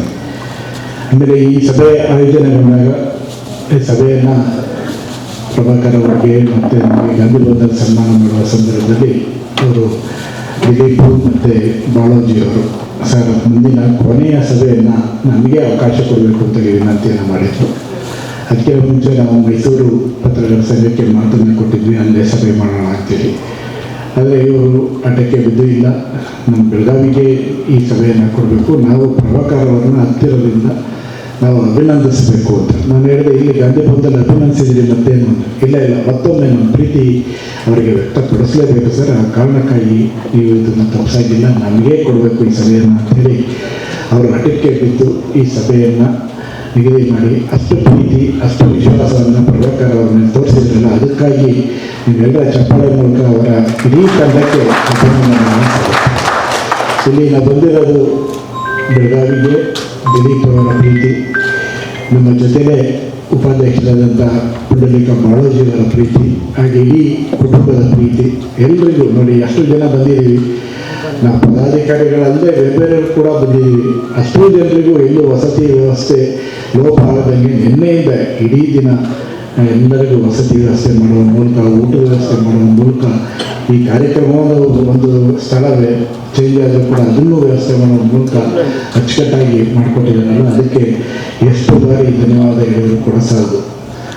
ಕಳೆದ 3 ವರ್ಷಗಳ ಆಚೆ ನಮ್ಮ ಚುನಾವಣೆ ನಡೀತು. ಎಲೆಕ್ಷನ್ ಆದಮೇಲೆ ಆಗಲ ಎಲೆಕ್ಷನ್ ಆಯ್ಕೆಯಾಗಿ ಎಲ್ಲ ಪದಾಧಿಕಾರಿಗಳು ಜಿಲ್ಲಾ ಸಂಘಗಳು ಅಸ್ತಿತ್ವಕ್ಕೆ ಬಂದು, ಆ ಟೈಮಲ್ಲೂ ಕೂಡ ಅವರು ಅದೇ ಆಟ, ಇಲ್ಲ ಸರ್ ಫಸ್ಟ್ ಅಧಿಕಾರ ಸ್ವೀಕಾರ ಸಮಾರಂಭ ಬೆಳಗಾವಿಯಲ್ಲೇ ಆಗಬೇಕು ಅಂತೇಳಿ ಮತ್ತೆ ಆಗಲೂ ಕೂಡ ಆಟ ಮಾಡಿದರು. ಆ ಬೆಳಗಾವಿಯಲ್ಲಿ ನಾವು ಇದೇ ಬೆಳಗಾವಿಯಲ್ಲಿ ಇದೇ ವೇದಿಕೆಯಲ್ಲಿ ಆ ಸಂದರ್ಭದಲ್ಲಿ ಒಂದು ಮಾತನ್ನು ಕೊಟ್ಟಿದ್ವಿ. ಏನು KWJ ಖಜಾನೆ ಬರೆದಾಗಿತ್ತು, ಆ ಬರೆದಾಗಿದ್ದನ್ನು ತುಂಬಿಸ್ತಾ ಬಂದಿದ್ದೀವಿ. ಬಹುಶಃ ಈ ಅಧಿಕಾರ ಅವಧಿಯಲ್ಲಿ ಏನಾದರೂ ಮಾಡಿ ಅದನ್ನು 1 ಕೋಟಿ ಹಣವನ್ನು ದಾಟಿಸಬೇಕು ಅನ್ನೋದು ನಮ್ಮ ನಿರೀಕ್ಷೆ ಇದೆ, ಅಪೇಕ್ಷೆ ಇದೆ. ನಿಮ್ಮೆಲ್ಲ ಸಹಕಾರ ಬೇಕು ಅಂತೇಳಿ ಕೇಳಿದ್ವಿ. ಸಭೆಗೆ ಕೊಟ್ಟಂಥ ಮಾತನ್ನು ಉಳಿಸ್ಕೊಂಡಂಥ ಸಾರ್ಥಕ ಭಾವ ನಮಗಿದೆ. ಕಾರಣ ಏನಂದರೆ ಇವತ್ತು ನಮ್ಮ KWJ ಕ್ಷೇಮಾಭಿವೃದ್ಧಿ ನಿಧಿ 1 ಕೋಟಿ 1 ಲಕ್ಷ ದಾಟಿದೆ. ಆಮೇಲೆ ಅದಕ್ಕೆ ಯಾರು ಹಣ ಕೊಟ್ಟಿದ್ದಾರೆ ಅಂತೇಳಿ ಯಾರು ಕೂಡ ಭಾವಿಸ್ಬೇಕಾದಂಥ ಅಗತ್ಯ ಇಲ್ಲ. ಅದು ಸದಸ್ಯರಾಗಿ ನೀವು ಸದಸ್ಯತ್ವದ ಹಣದಲ್ಲಿ ಕೊಟ್ಟ ಹಣ ಅದು.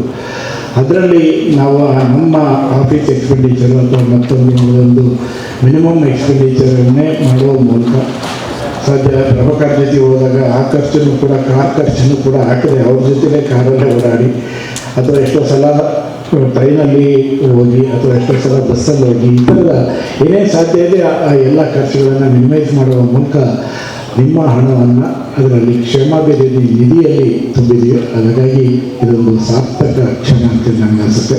ಇಡೀ ರಾಜ್ಯದೊಳಗಡೆ ಎಲ್ಲ ಜಿಲ್ಲಾ ಸಂಘಗಳನ್ನು ಒಟ್ಟು ಮಾಡಿ ನೋಡಿದರೆ ನಮ್ಮ ಅವಧಿಯೊಳಗಡೆ ಸುಮಾರು 5ರಿಂದ 6 ಕೋಟಿ ರೂಪಾಯಿ ಹಣ ಕ್ಷೇಮಾಭಿವೃದ್ಧಿ ನಿಧಿಯಲ್ಲಿ ಜಮಾ ಆಗಿದೆ.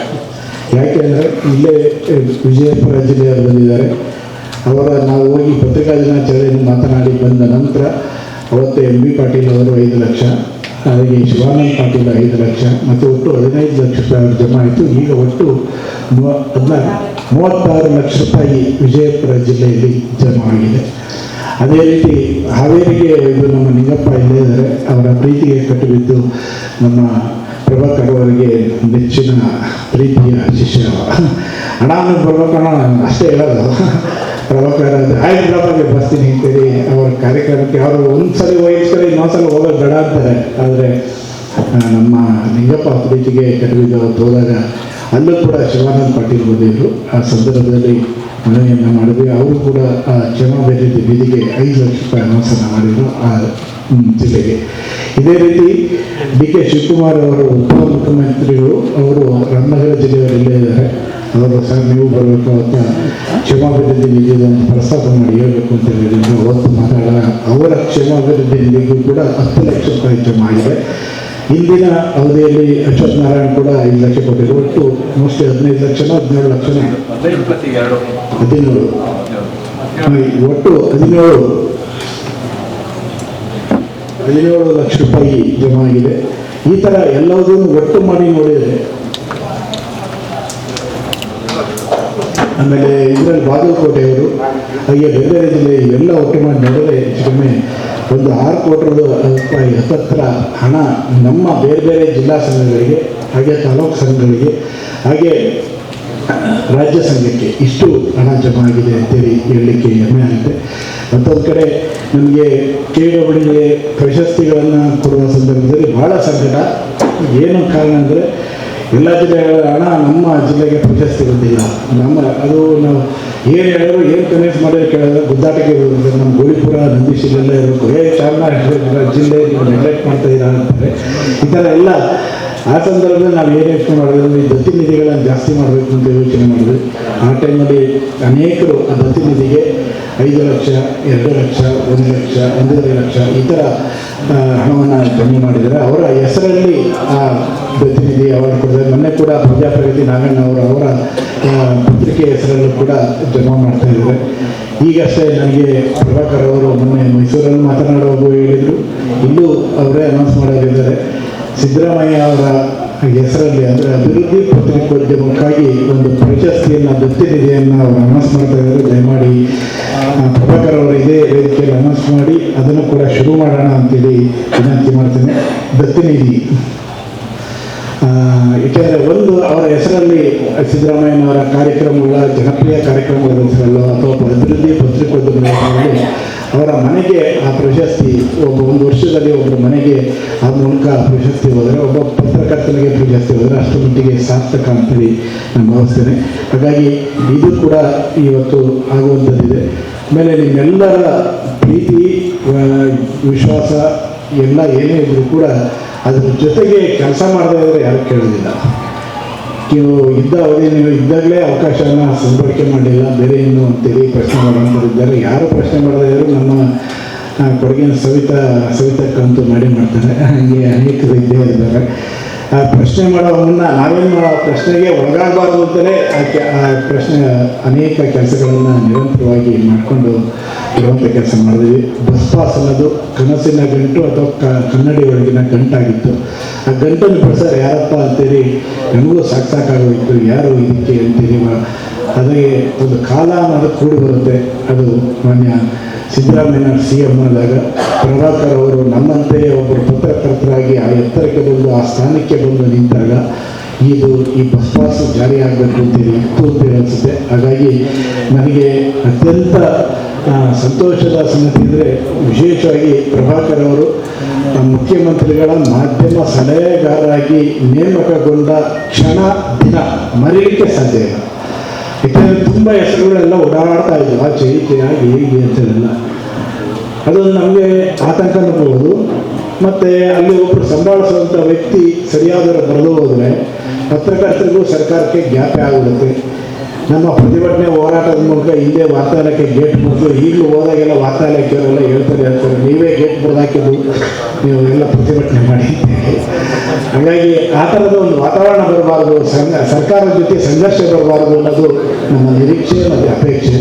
ಆ ನಿಟ್ಟಿನಲ್ಲಿ ನಮಗೆ ಪ್ರಭಾಕರ್ ಅವರು ಆ ದಿನ ಮುಖ್ಯಮಂತ್ರಿಗಳ ಮಾಧ್ಯಮ ಸಲಹೆಗಾರರ ಹುದ್ದೆಗೆ ನೇಮಕಗೊಂಡ ತಕ್ಷಣವೇ ಅಲ್ಲೇ ಆಗ ಈಗ ಅಧಿವೇಶನ ನಡೀತಾ ಇತ್ತು, ತಕ್ಷಣವೇ ಅಪ್ಪಿ ಅವರಿಗೆ ಅಭಿನಂದನೆಗಳನ್ನು ಸಲ್ಲಿಸಿದ್ದೀವಿ. ಯಾಕೆ ಅಭಿನಂದನೆ ಸಲ್ಲಿಸಿದ್ವಿ ಅಂದರೆ ನಮಗೆ ಏನು ಅವರಲ್ಲಿ ಇಟ್ಟಿದ್ದೀವಿ ನಿರೀಕ್ಷೆ, ಏನು ಅವರಲ್ಲಿ ನಂಬಿಕೆ ಇಟ್ಟಿದ್ದೀವಿ, ವಿಶ್ವಾಸ ಇಟ್ಟಿದ್ದೀವಿ, ಅದು ಮುಸ್ಕಾಗೋದಿಲ್ಲ, ಅದಕ್ಕೆ ಬದ್ಧವಾಗಿ ನಡ್ಕೊತಾರೆ ಅನ್ನೋದು ನಮ್ಮ ಅಪೇಕ್ಷೆ. ಆ ಕಾರಣಕ್ಕೆ ಅವತ್ತಿಂದ ಇವತ್ತಿನವರೆಗೆ ಭಾಳ ಜನರನ್ನು ನೋಡಿದ್ದೀವಿ. ಅಧಿಕಾರಕ್ಕೆ ಹೋದ ತಕ್ಷಣ ಮರೆಯುವಂಥದ್ದು ನೋಡಿದ್ದೀವಿ, ಅಥವಾ ಉದಾಸೀನ ಮಾಡುವಂಥದ್ದು ನೋಡಿದ್ದೀವಿ, ನಿರ್ಲಕ್ಷ್ಯ ಮಾಡುವಂಥದ್ದು ನೋಡಿದ್ದೀವಿ, ಅವಮಾನ ಮಾಡುವಂಥದ್ದು ನೋಡಿದ್ದೀವಿ, ತುಂಬ ಪ್ರಕರಣಗಳನ್ನು ನಾವು ನೋಡಿದ್ದೀವಿ. ಆದರೆ ಪ್ರಭಾಕರ್ ಯಾವತ್ತೂ ಕೂಡ ಒಂದು ದಿನ ಕೂಡ ಒಬ್ಬ ಪತ್ರಕರ್ತನಿಗೆ ಅವಮಾನ ಆಗುವ ರೀತಿಯಲ್ಲಿ ಆ ಹುದ್ದೆಯನ್ನು ದುರ್ಬಳಕೆ ಮಾಡ್ಕೊಂಡಿಲ್ಲ. ಅದು ನನಗೆ ಬಹಳ ಹೆಮ್ಮೆ ಮತ್ತು ಘನತೆ. ಯಾಕಂದರೆ ಈ ಪತ್ರಿಕೋದ್ಯಮದ ವೃತ್ತಿಯನ್ನು ಮಾಡಿ ಆ ಹುದ್ದೆಗೆ ಬಂದವರು ಪ್ರಭಾಕರ್. ಹಾಗಾಗಿ ಆ ಎತ್ತರದ ಸ್ಥಾನದ ಒಂದು ಘನತೆಯನ್ನು, ಗೌರವವನ್ನು ಇವತ್ತಿಗೂ ಕಾಪಾಡ್ತಾ ಬರ್ತಾ ಇದ್ದಾರೆ. ಜೊತೆಗೆ ಎಷ್ಟು ಸಾಧ್ಯ ಆಗುತ್ತೆ ಎಲ್ಲರೂ ಬಂದವರೆಲ್ಲ ಅಪ್ಕೋತಾರೆ ನಮ್ಮವರು ಅಂತೇಳಿ. ಅವ್ರಿಗೆ ಯಾರಿಗೆ ದ್ರೋಹ ಮಾಡಿ ಬೇರೆಯವರು ಅವ್ರಿಗೆ ದ್ರೋಹ ಮಾಡೋರು, ಬಟ್ ಅವರು ದ್ರೋಹ ಮಾಡಿದ್ದೂ ಇಲ್ಲ, ವಿಶ್ವಾಸಘಾತಕತನ ಮಾಡಿದ್ದೂ ಇಲ್ಲ. ಹಾಗಾಗಿ ಆ ಪ್ರೀತಿ ವಿಶ್ವಾಸ ಇವತ್ತಿಗೂ ಕೂಡ ನಮಗೆ ಹಾಗೆಯೇ ಉಳ್ಕೊಂಡಿದೆ. ಅದ್ರ ಜೊತೆಗೆ ನಾವು ಇಟ್ಕೊಂಡಂಥ ಬೇಡಿಕೆಗಳನ್ನು ಇಟ್ಟು ಅವರ ಹತ್ರ ಹೋಗುವಾಗ, ಸರ್ಕಾರದ ಮುಂದೆ ಹೋಗುವಾಗ, ದೇವಸ್ಥಾನದ ಒಳಗಡೆ ದೇವರ ಹತ್ರ ಹೋಗುವಾಗ ಪೂಜಾರಿ ನಮಗೆ ಭಾಳ ಮುಖ್ಯ. ಹಾಗೆ ಪ್ರಭಾಕರ್ ಕೂಡ ಸರ್ಕಾರದ ಮುಂದೆ ಹೋಗುವಾಗ ಪ್ರಭಾಕರ್ ಕೂಡ ಭಾಳ ಮುಖ್ಯ. ಹಾಗಾಗಿ ಅನೇಕ ಸಂದರ್ಭದಲ್ಲಿ ಈ ಬಸ್ ಪಾಸ್ ಅಂತ ಯೋಜನೆ, ಗ್ರಾಮೀಣ ಪತ್ರಕರ್ತರ ಬಸ್ ಪಾಸ್ ಯೋಜನೆ ದಾವಣಗೆರೆ ಸಮ್ಮೇಳನದಲ್ಲಿ ಘೋಷಣೆ ಆಯಿತು. ಹಾಗೆ ತುಮಕೂರು ಸಮ್ಮೇಳನದಲ್ಲಿ ಗ್ರಾಮೀಣ ಎಲ್ಲ ಪತ್ರಕರ್ತರಿಗೆ ಆರೋಗ್ಯ ಸಂಜೀವಿನಿ ಯೋಜನೆ ಘೋಷಣೆ ಆಯಿತು. ಇವೆರಡೇ ಪ್ರಮುಖವಾದ ಬೇಡಿಕೆ ನಮಗಿತ್ತು. ಹಾಗಾಗಿ ಎರಡೂ ಬೇಡಿಕೆಗಳನ್ನು ಜುಲೈ ತಿಂಗಳಲ್ಲಿ ಜಾರಿಗೊಳಿಸುವಂಥ ಕೀರ್ತಿ ಹೆಗ್ಗಳಿಕೆ ಪ್ರಭಾಕರ್ ಅವರು. ಹಾಗಾಗಿ ಮೊನ್ನೆ ಈಗಷ್ಟೇ ಸಭೆ ಮುಗಿದಾಗ ಸಭೆಯಲ್ಲಿ ಅನೇಕ ವಿಷಯಗಳನ್ನು ನೀವು ಹೇಳಿದ್ರಿ. ಗ್ರಾಮೀಣ ಪತ್ರಕರ್ತರ ಬಸ್ ಪಾಸ್ಗೆ ಇನ್ನಷ್ಟು ತೊಡಕುಗಳಿವೆ. ಪತ್ರಕರ್ತ ಆದಂಥವನು ಬಸ್ ಪಾಸನ್ನು ಪಡೆಯುವಂಥ ಸವಲತ್ತು ನಮಗೆ ತಾಲೂಕಿನಲ್ಲಿರಲಿ ಜಿಲ್ಲೆಯಲ್ಲಿರಲಿ ಎಲ್ರಿಗೂ ಅದು ಸಿಗಬೇಕು ಅನ್ನೋದು ಎಲ್ಲರ ಅಪೇಕ್ಷೆ. ಇದು ಕೆಲವರಿಗೆ ಅಷ್ಟೇ ಸಿಗುತ್ತೆ, ಇನ್ನೂ ಜಿಲ್ಲಾ ಮಟ್ಟದಲ್ಲಿ ಇರುವಂಥ ಪತ್ರಕರ್ತರಿಗೆ ಸಿಗಲ್ಲ ಅಂತ. ಈ ನಿಟ್ಟಿನಲ್ಲಿ ನಾವು ಈಗಾಗಲೇ ಸರ್ಕಾರದ ಜೊತೆಲೂ ಮಾತಾಡಿದ್ವಿ. ಮಾನ್ಯ ಪ್ರಭಾಕರ್ ಅವರಿಗೆ ಮತ್ತೇನೋ ಮನವಿ ಇಟ್ಕೊಂಡ್ಬಂದ್ರಲ್ಲ ಅಂತ ನಾವು ಹೋಗ್ತಿದ್ದೀವಿ. ಆದರೆ ಆ ಮನವಿಯಲ್ಲಿ ನಾವೇನೋ ನಮ್ಮ ವೈಯಕ್ತಿಕವಾದ ಬದುಕಿನ ವಿಚಾರಗಳನ್ನು ಒಂದು ದಿನವೂ ನಾವು ಅವರ ಮುಂದೆ ತೆಗೆದುಕೊಂಡು ಹೋಗಿಲ್ಲ. ಯಾವ ಬಾರ್ ಲೈಸೆನ್ಸ್ ಕೊಡಿ ಅಂತ ಕೇಳೋಕ್ಕೂ ಇಲ್ಲ, ಯಾವ ರಸ್ತೆ ಬಿಲ್ ಕೊಡಿ ಅಂತ ಕೇಳೋಕ್ಕೂ ಇಲ್ಲ, ಅಥವಾ ಮತ್ತೊಂದು ಮಗದೊಂದು ಕೇಳೋಕ್ಕೂ ಇಲ್ಲ. ಕೇಳೋಕ್ಕೂ ಇದ್ದರೆ ನಾವು ಅವರಿಗೆ ನಿಮ್ಮ ಪತ್ರಕರ್ತರ ಸಮುದಾಯದ ಪರವಾಗಿ ಅವ್ರ ಹತ್ರ ಹೋಗಿದ್ವಿ. ಆ ಕಾರಣಕ್ಕಾಗಿ ಆ ಗೌರವವನ್ನು ಇವತ್ತು ಇಟ್ಕೊಂಡಿದ್ದಾರೆ. ಆ ನಿಟ್ಟಿನಲ್ಲಿ ಈಗಾಗಲೇ ಅವರು ಹೇಳಿದ್ದಾರೆ ಏನಂದರೆ ಆ ಗ್ರಾಮೀಣ ಪತ್ರಕರ್ತರ ಬಸ್ ಪಾಸ್ನಲ್ಲಿ ಏನು ಕ್ರೈಟೀರಿಯಾ ಇದೆ, ಲೈನೇಜ್ ಅನ್ನೋದು ಏನಿದೆ ಅದನ್ನು ತಗ್ಸೋಣ ಅಂತೇಳಿ ಈಗಷ್ಟೇ ಹೇಳಿದರು. ಅದನ್ನು ನಿಮ್ಮ ಗಮನಕ್ಕೆ ತರ್ತಾ ಇದ್ದೀನಿ. ದಯಮಾಡಿ ನಿಮ್ಮ ಗಂಡ ಚಪ್ಪಾಳೆ ಮೂಲಕ ಅವರಿಗೆ ಮತ್ತೊಮ್ಮೆ ಒತ್ತಾಯ ಮಾಡ್ತೀವಿ. ಲೈನೇಜನ್ನು ಮಾಡಿಕೊಟ್ರೆ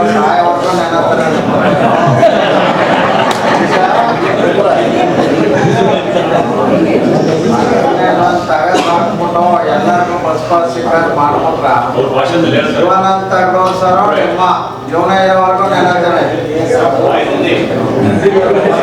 ಆಯಿತು. ಗೋಳಿಪುರ ನಂದೀಶ್ ಅವರು ಚಾಮರಾಜನಗರದಲ್ಲೂ ಅಷ್ಟೇ ಜೋರ ಮಾತಾಡಿ ಹೇಳಿದರು. ಅಷ್ಟು ಜೋರ ಮಾತಾಡಿದ ಮೇಲೆ ನೋಡಿ, ಚಾಮರಾಜನಗರ ಸಭೆ ಆದ ಮೇಲೆ ಅದರಲ್ಲಿ ಇರುವಂಥ ಏನೋ ಒಂದು ಮೊದಲ ಕ್ರೈಟೀರಿಯಾನೇ ನೀವು ಅರ್ಜಿನೇ ಹಾಕಲಿಕ್ಕೆ ಸಾಧ್ಯ ಇರಲಿಲ್ಲ. ಏನಿತ್ತು ಅದರಲ್ಲಿ ಪರ್ಮನೆಂಟ್ ಆಗಿ ನೇಮಕಗೊಂಡ ಪತ್ರಕರ್ತ ಮಾತ್ರ ಅಂತೇಳಿತ್ತು. ಅದನ್ನು ಇಮಿಡಿಯೇಟಾಗಿ ಅದನ್ನು ಹೋದ್ಮೇಲೆ ಬೆಂಗಳೂರಿಗೆ ಇವರೇ ಮಾತನಾಡಿ ಆ ಸಭೆಗೆ ಒಂದು ನೋಟ್ ಹಾಕಿಸಿ ಅದನ್ನು ತಗ್ಸಿದ್ರು. ಯಾವುದೇ ಒಬ್ಬ ಪತ್ರಕರ್ತ ಅರ್ಜಿ ಹಾಕಲಿಕ್ಕೆ ಈಗ ಅರ್ಹ ಇದ್ದಾನೆ. ಅದರೊಳಗಡೆ ಇನ್ನೊಂದು ಸೇರಿಸಿದ್ದಾರೆ, ಅದೇ ಲೈನೇಜ್ ವಿಚಾರದ್ದು. ಆ ಲೈನೇಜ್ ವಿಚಾರದೊಂದು ತೆಗೆದುಕೊಂಡ್ರೆ ಆಲ್ಮೋಸ್ಟ್ ಎಲ್ಲರೂ ಅದರೊಳಗಡೆ ಬರ್ತೀವಿ. ಹಾಗಾಗಿ ಆ ಕೆಲಸವನ್ನು ಕೂಡ ಭಾಳ ದೊಡ್ಡ ಕೆಲಸ ಏನಲ್ಲ, ಅದನ್ನು ಖಂಡಿತವಾಗಿ ಮಾಡ್ತಾರೆ.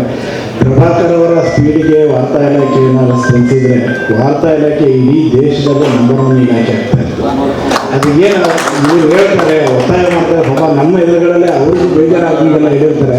ಅಂದರೆ ಈ ಸರ್ಕಾರಿ ವ್ಯವಸ್ಥೆ ಒಳಗಡೆ ಏನಂದರೆ ಈ ಆನೆಗೆ ಏನು ಹೇಳ್ತಾರಲ್ಲ ಅಂಕುಶ ಹಾಕಿ ಹೀಗೆ ಕರ್ಕೊಂಡು ಹೋಗ್ಬೇಕು, ನಮಗೆ ಬೇರೆ ವ್ಯವಸ್ಥೆಗಳಿಲ್ಲ. ಅದರೊಳಗಡೆ ಅವ್ರ ಹತ್ರನೇ ಕೆಲಸ ಮಾಡಿಸ್ಬೇಕು. ಅವ್ರ ಹತ್ರಲ್ಲ ಬೈದಾದರೂ ಸರಿ ಅಥವಾ ಬೇರೆ ರೀತಿ ಎದುರಿಸಾದರೂ ಸರಿ ಅವ್ರ ಹತ್ರನೇ ಕೆಲಸ ಮಾಡಿಸ್ಬೇಕು. ಹಾಗಾಗಿ ಆ ಕೆಲಸವನ್ನು ಸ್ವಲ್ಪ ಫಾಸ್ಟಾಗಿ ಆಗದೇ ಇರ್ಬೋದು, ಆ ಕೆಲಸಗಳು ಆಗ್ತಾ ಇದ್ದಾವೆ. ಹಾಗಾಗಿ ಆ ನಿಟ್ಟಿನಲ್ಲಿ ಗ್ರಾಮೀಣ ಪತ್ರಕರ್ತರ ಬಸ್ ಪಾಸ್ಗೆ ಏನೆಲ್ಲ ಆರ್ಡರ್ಸ್ ಇದೆ ಅದನ್ನು ದಯಮಾಡಿ ಅದನ್ನು ಕ್ಲಿಯರ್ ಮಾಡಿಸ್ಕೊಂಡು ಅನ್ನೋದು ನಮ್ಮೆಲ್ಲರ ನಿರೀಕ್ಷೆ. ಯಾರೋ ಒಬ್ಬ ಎಲ್ಲೆಲ್ಲಿ ಅಥಣಿಯಲ್ಲೋ ಅಥವಾ ಈ ಬೆಳಗಾಂನಲ್ಲೋ ಮತ್ತೊಂದು ಕಡೆಯಲ್ಲೋ ರೋಡಲ್ಲೋ ಎಲ್ಲ ಒಬ್ಬ ಪತ್ರಕರ್ತ ಅಂತೇಳಿ ಬಸ್ ಕೆಳಗಡೆ ಹೇಳಿದ್ರೆ ಅಷ್ಟರ ಮಟ್ಟಿಗೆ ಸಿದ್ದರಾಮಯ್ಯ ಸರ್ಕಾರ ಅವ್ರ ಮೂಲಕ ಬಸ್ಸಿನ ಮೂಲಕ ಕೆಳಗಡೆ ಬಸ್ ಹತ್ತಿ ಹಿಡಿಯೋ ಮೂಲಕ ಅವನು ಆ ಸೌಲಭ್ಯ ಬಳಸ್ಕೊಂಡಷ್ಟು ಖುಷಿ ಸಾರ್ಥಕತೆ ನನಗಿದೆ. ಹಾಗಾಗಿ ಈ ಕೆಲಸವನ್ನು ದಯಮಾಡಿ ಮಾಡಿಕೊಡ್ಬೇಕು. ಒಂದು ಇನ್ನೊಂದು ನಮಗೆ ಬೇಡಿಕೆ ಇರುವಂಥದ್ದು, ಅದು ಈಗಾಗಲೇ ಅನೌನ್ಸ್ ಮಾಡಿದ್ದಾರೆ, 5 ಲಕ್ಷದ ತನಕ ಉಚಿತವಾಗಿ ಗ್ರಾಮೀಣ ಪತ್ರಕರ್ತರ ಮಾಧ್ಯಮ ಸಂಜೀವಿನಿ ಯೋಜನೆಯನ್ನು ಅದಕ್ಕೂ ನಾವು ಒಂದು ಸಣ್ಣ ವಿನಂತಿಯನ್ನು ಕೊಟ್ಟಿದ್ದೀವಿ. ಅದು ಓನ್ಲಿ ಅಕ್ರೆಡಿಟೆಡ್ ಜರ್ನಲಿಸ್ಟ್ ಅಂತ ಹೇಳಿದೆ, ದಯಮಾಡಿ ಅದನ್ನು ಲಿಫ್ಟ್ ಮಾಡಿ ಅಕ್ರೆಡಿಟೇಷನ್ ಇಲ್ಲದ ಪತ್ರಕರ್ತರು, ಮಾನ್ಯತೆ ಪಡೆದ ಪತ್ರಿಕೆಗಳಲ್ಲಿ ಕೆಲಸ ಮಾಡುವ ಪತ್ರಕರ್ತರು ಅಂತ ಸೇರಿಸಿ ಸಾಕು. ಅದರಲ್ಲಿ ಬಹುತೇಕರು ಅಲ್ಲೇ ಬರ್ತಾರೆ, ಎಲ್ಲರೂ ಒಳಗೊಳ್ತಾರೆ. ಆ ಕೆಲಸ ಮಾಡಲಿ ಅಂತೇಳಿ ನಾನು ವಿನಂತಿ ಮಾಡ್ತೇನೆ. ಈಗಷ್ಟೇ 5 ಲಕ್ಷ ರೂಪಾಯಿ ಮಿತಿ ಇದೆ ಅಂತೇಳಿ ಅದನ್ನು ಮಿತಿಯನ್ನು ಹಾಕಿದರು ನಗದು ರಹಿತ ಚಿಕಿತ್ಸೆಗಾಗಿ. ಈಗ ಪ್ರಭಾಕರ್ ಅವರು ಮಾತನಾಡುವ ನಾವು ಈ 5 ಲಕ್ಷ ರೂಪಾಯಿ ಏನಕ್ಕೂ ಸಾಕಾಗೋದಿಲ್ಲ ಅನ್ನುವಂಥ ಅಂಶ ಅವರಿಗೆ ಮನವರಿಕೆ ಆದಮೇಲೆ ಮುಖ್ಯಮಂತ್ರಿಗಳಿಗೂ ಕೂಡ ಅದನ್ನು ಮನವರಿಕೆ ಮಾಡಿಕೊಟ್ಟಿದ್ದಾರೆ. ಮತ್ತೊಮ್ಮೆ ಅವರ ನಿಲುವಿಗೆ ಯಾಕೆಂದರೆ ಏನು ಕೊಟ್ಟರು ನನಗೆ ಇರಲಿ ಅಂತೇಳಿ ಅಂದ್ಕೊಳ್ಳೋ ಭಾವ ಮನುಷ್ಯ ಸಹಜವಾಗಿ ನಮ್ಮೆಲ್ಲರಿಗೂ ಇರುತ್ತೆ. ಆದರೆ ಅದನ್ನು ದಾಟಿಯೂ ಕೂಡ ಪ್ರಭಾಕರ್ ನಿಂತಿದ್ದಾರೆ. ಬಹುಶಃ ಅವರ ಆಲೋಚನೆ ಇನ್ನೊಂದು ಆಚೆಗೂ ಇರ್ಬೋದು. ಶಾಸಕರಾಗಿ ನೇರವಾಗಿ ಜನರಿಂದ ಆಯ್ಕೆಯಾಗಿ ಅಲ್ಲಿ ಬರಬೇಕು ಅನ್ನೋಂಥದ್ದು ಸಾಧ್ಯ ಆದರೆ ಅದು ಕೂಡ ಆಗಲಿ ಅಂತೇಳಿ ನಾನು ಆಶಿಸ್ತೀನಿ. ಅವರ ಬೆಳವಣಿಗೆ ವಿಚಾರದಲ್ಲಿ ನಾವು ಯಾವತ್ತೂ ಕೂಡ ಸಣ್ಣ ಲೋಪವನ್ನು ಕೂಡ ನೋಡೋದಿಲ್ಲ. ಅವರು ಎಷ್ಟು ಎತ್ತರಕ್ಕೆ ಬೆಳೆಯಲಿಕ್ಕೆ ಸಾಧ್ಯ ಇದೆ ಅಷ್ಟು ಎತ್ತರಕ್ಕೂ ನಮ್ಮಿಂದ ಏನು ಸಾಧ್ಯ ಆಗುತ್ತೆ, ಈ ಸಮುದಾಯದಿಂದ ಏನು ಸಾಧ್ಯ ಆಗುತ್ತೆ ಆ ಕೆಲಸವನ್ನು ನಾವು ಖಂಡಿತವಾಗಿ ಮಾಡೋಣ. ಅದ್ರ ಮೂಲಕ ಅವರ ಶಕ್ತಿಯನ್ನು ಬಳಸಿ ನಮ್ಮ ಸಮುದಾಯಕ್ಕೂ ಕೂಡ ನ್ಯಾಯ ಪಡ್ಕೊಳ್ಳುವಂಥ ಕೆಲಸ ಕೆಲಸವನ್ನು ಮಾಡೋಣ. ಈ ಎರಡೂ ಕೆಲಸ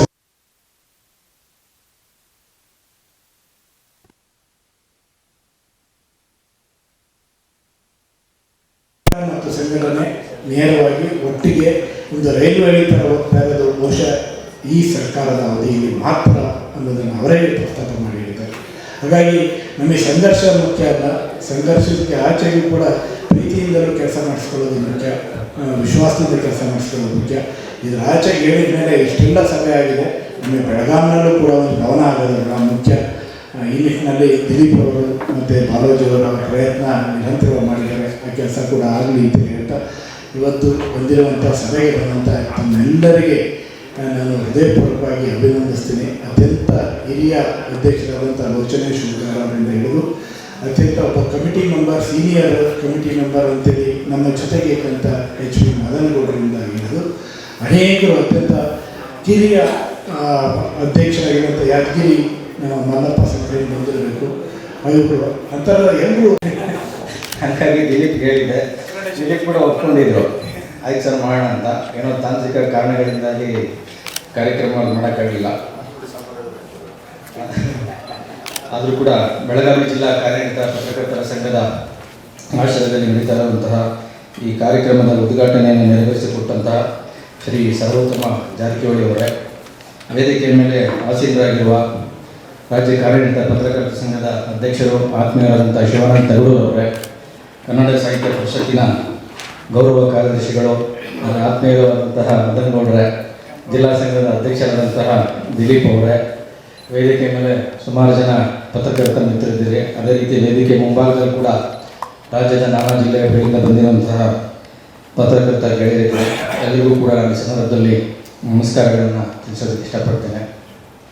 ಕುಂದಾನಗರಿ ಬೆಳಗಾವಿ ಅದು ರಾಜಕೀಯ ಕ್ಷೇತ್ರ ಆಗಿರ್ಬೋದು, ಸ್ವಾತಂತ್ರ್ಯ ಹೋರಾಟ ಆಗಿರ್ಬೋದು, ಯಾವುದೇ ವಿಚಾರದಲ್ಲಿ ಕೂಡ ಜಾಸ್ತಿ ಸೌಂಡ್ ಮಾಡೋದು ಅಂದರೆ ಬೆಳಗಾವಿ. ಹೀಗಾಗಿ ಬೆಳಗಾವಿನಲ್ಲಿ ನಡೆಯುವಂಥ ಕಾರ್ಯಕ್ರಮದಲ್ಲಿ ಭಾಗವಹಿಸಬೇಕು ಅಂತಂದರೆ ಒಂದು ಖುಷಿ. ನಾನು ಫಸ್ಟ್ ಬೆಳಗಾವಿಗೆ ಬಂದಿದ್ದು ಇಲ್ಲಿ ಅಧಿವೇಶನ ಸ್ಟಾರ್ಟ್ ಆದಾಗ KLE ಸೊಸೈಟಿ ಆವರಣದಲ್ಲಿ ಅಸೆಂಬ್ಲಿ ನಡೀತು. ಫಸ್ಟ್ ಟೈಮ್ ಆವಾಗ ನಾನು ಬೆಳಗಾವಿಯಲ್ಲಿ ನೋಡಿದ್ದೆ. ಅದಾದಮೇಲೆ ದಿಲೀಪ್ ಸವಾಸಕ್ಕೆ ಬಿದ್ದ ಮೇಲೆ ಪದೇ ಪದೇ ಇಲ್ಲಿಗೆ ಬರೋ ಥರ ಆಯಿತು.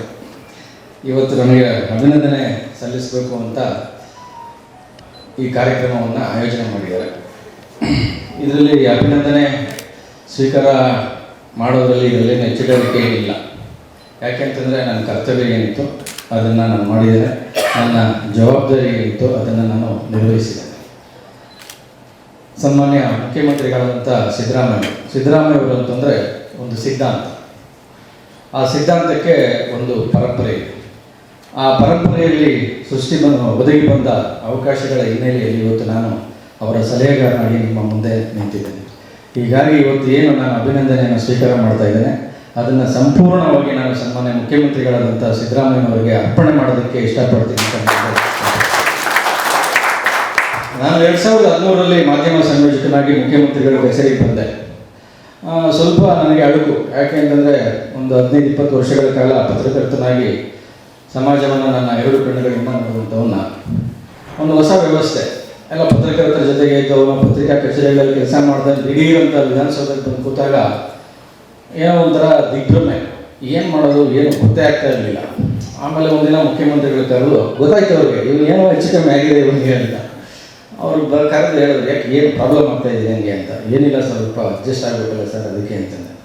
ಏನಿಲ್ಲ ಬೇಡಪ್ಪ ನೋಡ್ತಾ ಇರೋ ಏನೇ ನಡೆಯುತ್ತೆ ಅಂತ, ಆಮೇಲೆ ನಿನಗೆ ಅಭ್ಯಾಸ ಆಗೋಗುತ್ತೆ ಅಂತ ಹೇಳಿದ್ರು. ಹೀಗಾಗಿ ಅವ್ರು ಹೇಳಿದ್ರು, ಅವತ್ತು ನೀನು ಪತ್ರಕರ್ತನಾಗಿ 2 ಕಣ್ಣುಗಳಿಂದ ನೀನು ಸಮಾಜವನ್ನು ನೋಡ್ತಾ ಇದೆ, ಆದರೆ ನೀನು ಕೂತಿರೋ ಜಾಗ ಎಂಥದ್ದು ಅಂತಂದರೆ ಲಕ್ಷಾಂತರ ಕಣ್ಣುಗಳು ನಿನ್ನನ್ನು ನೋಡ್ತಾ ಇರ್ತದೆ, ಆ ಎಚ್ಚರ ನಿನ್ನಲ್ಲಿ ಇರಬೇಕು ಅಂತ ಅವರು ಹೇಳಿದ್ರು. ನಾನು ಮುಖ್ಯಮಂತ್ರಿಗಳ ಜೊತೆ ಇದ್ದೇನೆ ಅಂತ ನಾನು ಈ ಮಾತನ್ನು ಹೇಳ್ತಾ ಇಲ್ಲ. ಈ ಬಸ್ ಪಾಸ್ ಯಾಕೆ ಬಂತು, ಅದಕ್ಕೆ ಯಾಕೆ ಹಿಂದೆ ಮುಂದೆ ನೋಡಿದೆ ಮುಖ್ಯಮಂತ್ರಿಗಳಿಗೆ ಅವಕಾಶ ಕೊಟ್ಟರು ಅಂತಂದರೆ, ಇವತ್ತು ದಿನ ಬೆಳಗ್ಗೆ ನಾವು ಮುಖ್ಯಮಂತ್ರಿಗಳ ಮನೆಗೆ ಹೋಗ್ತೀವಿ. ಮುಖ್ಯಮಂತ್ರಿಗಳ ಮನೆಯಲ್ಲಿ ಪ್ರತಿ ದಿವಸ ಯಾವುದೇ ಉದ್ಯಮಿಗಳು ಇರೋಲ್ಲ, ಯಾರು ರಿಯಲ್ ಎಸ್ಟೇಟ್ ಏಜೆಂಟ್ರು ಇರೋದಿಲ್ಲ, ಯಾರು ಪ್ರಭಾವಿಗಳು ದಲ್ಲಾಳಿಗಳು ಯಾರು ಇರೋದಿಲ್ಲ. ನೀವು ಗೇಟಿಂದ ಮನೆ ಒಳಗಡೆ ಹೋಗೋವರೆಗೂ ನಿಮ್ಗೆ ಕಾಣಿಸೋದು ಜನಸಾಮಾನ್ಯರು. ಪ್ರತಿನಿತ್ಯ ಸಾವಿರಾರು ಜನ ಬರ್ತಾರೆ, ಕೈಯಲ್ಲಿ ಅರ್ಜಿ ಇಟ್ಕೊಂಡು ಬರ್ತಾರೆ. ಅದರಲ್ಲೂ ವಿಶೇಷವಾಗಿ ಮೈಸೂರು ಭಾಗದವರು ಕೂಡ ಹೆಚ್ಚಿನ ಸಂಖ್ಯೆಯಲ್ಲಿ ಬರ್ತಾರೆ. ಒಬ್ಬ ಮುಖ್ಯಮಂತ್ರಿಯಾಗಿ ಎಲ್ಲರೂ ಮಾತಾಡಿಸ್ಬೇಕು ಅಂತ ಏನೂ ಇಲ್ಲ. ಮೊನ್ನೆ ಒಬ್ಬ ಸೀನಿಯರ್ IAS ಆಫೀಸರ್ ಎಸ್.ಎನ್. ಕೃಷ್ಣ ಅವ್ರ ಕಾಲದಲ್ಲಿ ಒಳ್ಳೆಯ ಅಧಿಕಾರದಲ್ಲಿದ್ದರು. ಅವರು ಗೇಟಲ್ಲಿ ಒಳಗಡೆ ಬರೋದಕ್ಕೆ 1 ನಿಮಿಷ ತಡ ಆಗಿರೋರು. ಆ ಪೊಲೀಸ್ ಅವ್ನಿಗೆ ಗೊತ್ತಿಲ್ಲ, ಇಮಿಡಿಯೇಟ್ ನನಗೆ ಫೋನ್ ಮಾಡಿದೆ, ವಾಟ್ ಈಸ್ ದಿಸ್, ಏನು ನಡೀತಾ ಇದೆ ಇಲ್ಲಿ, ಒಳಗಡೆ ಬಿಡೋಕ್ಕಾಗಲ್ಲ. ನಾನು ರಿಟೈರ್ಡ್ IAS ಆಫೀಸರ್ ಅಂತ. ನಾನು ಹೇಳಿದೆ, ನೋಡಿ ಸರ್, ಒಬ್ಬ ಜನಸಾಮಾನ್ಯ ಯಾವುದೇ ಅಂಜುಕೆ ಅಡಕು ಇಲ್ಲದೆ ಮುಖ್ಯಮಂತ್ರಿಗಳ ಮನೆ ಪ್ರವೇಶ ಮಾಡ್ತೇನೆ ಅಂತಂದರೆ ಅದು ನಮ್ಮ ಕರ್ನಾಟಕದ ಮುಖ್ಯಮಂತ್ರಿಗಳ ಮನೆ. ನೀವು ಬೇರೆ ಯಾವುದೇ ರಾಜ್ಯದಲ್ಲಿ ಹೋಗಿ ಮುಖ್ಯಮಂತ್ರಿಗಳ ಮನೆ ನೋಡೋಕ್ಕೂ ಕೂಡ ಆಗಲ್ಲ. ಯಾಕೆ ಅಂತಂದರೆ ಅಷ್ಟು ಎತ್ತರವಾಗಿ ಕೋಟೆ ಕಟ್ಕೊಂಡು ಒಳಗಡೆ ಇರ್ತಾರೆ. ಇವತ್ತು ಸಿದ್ದರಾಮಯ್ಯ ಅವರ ಮನೆಗೆ ಬೆಳಗ್ಗೆ ಆದರೆ ಎಲ್ಲ ಬರೋರು ಕೂಡ ಜನಸಾಮಾನ್ಯ. ಪ್ರತಿಯೊಬ್ಬರ ಕಷ್ಟ ಕಾರ್ಪಣ್ಯಗಳನ್ನು ಕೂಡ ಅವ್ರು ಆಲಿಸ್ತಾರೆ. ಅದರಲ್ಲೂ ಮೈಸೂರಿನವರು ಬಂದರೆ ಅವರಿಗೆ ಸ್ವಲ್ಪ ಅಧಿಕಾರ ಜಾಸ್ತಿ. ಮಾಡಬೇಡ, ಹೋಗು, ಏನೋ ಹೋಗು, ಎಷ್ಟೇ ಹೋಗು, ಬರೋದು ಬಂದು. ಇನ್ನು ಕೆಲವರು ಹೇಳ್ತಾರೆ, ಏನಾದರೂ ಆಗಬೇಕು ಅಂದರೆ ನಿಮ್ಮ ಕಾಲದಲ್ಲೇ ಆಗಬೇಕು ಸರ್, ಏನಾದರೂ ನಮ್ಗೆ ಅವಕಾಶ ಸಿಗಬೇಕು ಅಂದ್ರೆ ನಿಮ್ಮ ಕಾಲದಲ್ಲೇ ಸಿಗಬೇಕು ಸರ್ ಅಂತ ಹೇಳ್ತಾರೆ. ಯಾಕೆ ಅಂತಂದರೆ ಒಂದು ಬಲಿಷ್ಠವಾದಂಥ ವ್ಯವಸ್ಥೆ ಆವತ್ತಿನ ದಿನಕ್ಕೆ ಏಕಲವ್ಯನ ಬೆರಳುಗಳನ್ನು ಕಿತ್ಕೊಂಡು, ಅದೇ ಬಲಿಷ್ಠವಾದ ವ್ಯವಸ್ಥೆ ಇವತ್ತು ಕೂಡ ನಮ್ಮಲ್ಲಿ ಪ್ರತಿಭೆಗಳನ್ನು ಮತ್ತು ಅವಕಾಶಗಳನ್ನು ಕಿತ್ಕೊಂಡ್ಬಿಡುತ್ತೆ. ಏಕಲವ್ಯನ ಬೆರಳುಗಳಿಗೆ ಶಕ್ತಿಯನ್ನು ತುಂಬಿ ನಮ್ಮ ಬೆವರೇನಿದೆ, ಬೆವರು ಮತ್ತು ಶ್ರಮ, ಅದಕ್ಕೆ ಘನತೆಯನ್ನು ತಂದುಕೊಟ್ಟವರು ಸನ್ಮಾನ್ಯ ಮುಖ್ಯಮಂತ್ರಿಗಳಾದಂಥ ಸಿದ್ದರಾಮಯ್ಯ ಅವರು. ಬರೀ ರಾಜಕೀಯ ನಾಯಕರಲ್ಲ, ಒಂದು ಸಾಮಾಜಿಕ ನ್ಯಾಯದ ಅಡಿನಲ್ಲಿ ಅದರಲ್ಲಿ ನಂಬಿಕೆ ಇಟ್ಕೊಂಡು ರಾಜಕೀಯದಲ್ಲಿ ಬೆಳೆದು ಬಂದವರು. ಅವರಿಂದ ನಾನು ಎಲ್ಲ ಪಾಠಗಳನ್ನು ಕಲ್ತ್ಕೊಂಡೆ. ನಾನು ಒಬ್ಬ ಮುಖ್ಯಮಂತ್ರಿಗಳ ಮಾಧ್ಯಮ ಸಲಹೆಗಾರನಾಗಿ ಕ್ಯಾಬಿನೆಟ್ ರ್ಯಾಂಕ್ ಇಟ್ಕೊಂಡು ಕಾರು ಆಫೀಸು ಅಂತ ಇಡೀ ರಾಜ್ಯಾದ್ಯಂತ ಓಡಾಡ್ಕೊಂಡು ಇರ್ಬೋದಾಗಿತ್ತು. ಆದರೆ ನಾಳೆ ನಾನು ಏನು ಮಾಡಿದ್ದೀನಿ ಅನ್ನೋದು ಕೂಡ ಉಳಿಬೇಕಲ್ಲ. ಇವತ್ತು ಎಲ್ಲೇ ಹೋಗಲಿ ರಾಜ್ಯದಲ್ಲಿ ಪತ್ರಕರ್ತರು ಅತ್ಯಂತ ಪ್ರೀತಿಯಿಂದ ಮಾತಾಡ್ತಾರೆ. ಎಲ್ಲ ಗೆಳೆಯರ ಥರ, ಫ್ರೆಂಡ್ಸ್ ಥರ, ಸಹೋದರರ ಥರ ಮಾತಾಡಿಸ್ತಾರೆ. ಯಾಕೆ ಅಂತಂದರೆ ಏನೋ ಒಂದು ನನ್ನ ಕೈಲಾಗಿದ್ದು ಅವ್ರಿಗೆ ಮಾಡಿಕೊಡ್ತೀನಿ ಅನ್ನೋ ವಿಶ್ವಾಸ ಅವರಲ್ಲಿರುತ್ತೆ. ಆ ವಿಶ್ವಾಸನ ನಾವು ಉಳಿಸ್ಕೋಬೇಕಲ್ಲ. ಇದೇ ಕಾರಣಕ್ಕೋಸ್ಕರ ಸನ್ಮಾನ್ಯ ಮುಖ್ಯಮಂತ್ರಿಗಳಾದ ಸಿದ್ದರಾಮಯ್ಯ ಅವರ ಮುಂದೆ ಗ್ರಾಮೀಣ ಬಸ್ ಪಾಸ್ ಯೋಜನೆ ವಿಚಾರವನ್ನು ಮುಂದೆ ಇಟ್ಟಾಗ ಶಿವಾನಂದ ತಗರವರು ಬಂದು ಮನವಿ ಪತ್ರ ಕೊಟ್ಟರು. ಬಜೆಟ್ ಮೀಟಿಂಗ್ ನಡೀತಾ ಇತ್ತು. ಹಿಂದೆ ಮುಂದೆ ಆಲೋಚನೆ ಮಾಡಲಿಲ್ಲ ಅವರು. ಆಯಿತು ಕೊಡೋಣ, ಎಷ್ಟು ಖರ್ಚಾಗುತ್ತೆ, ಅಧಿಕಾರಿಗಳೆಲ್ಲ ಲೆಕ್ಕ ಹಾಕಿ ಒಂದು 60 ಕೋಟಿ 13 ಕೋಟಿ ರೂಪಾಯಿ ಖರ್ಚಾಗುತ್ತೆ ಅಂತಂದರು.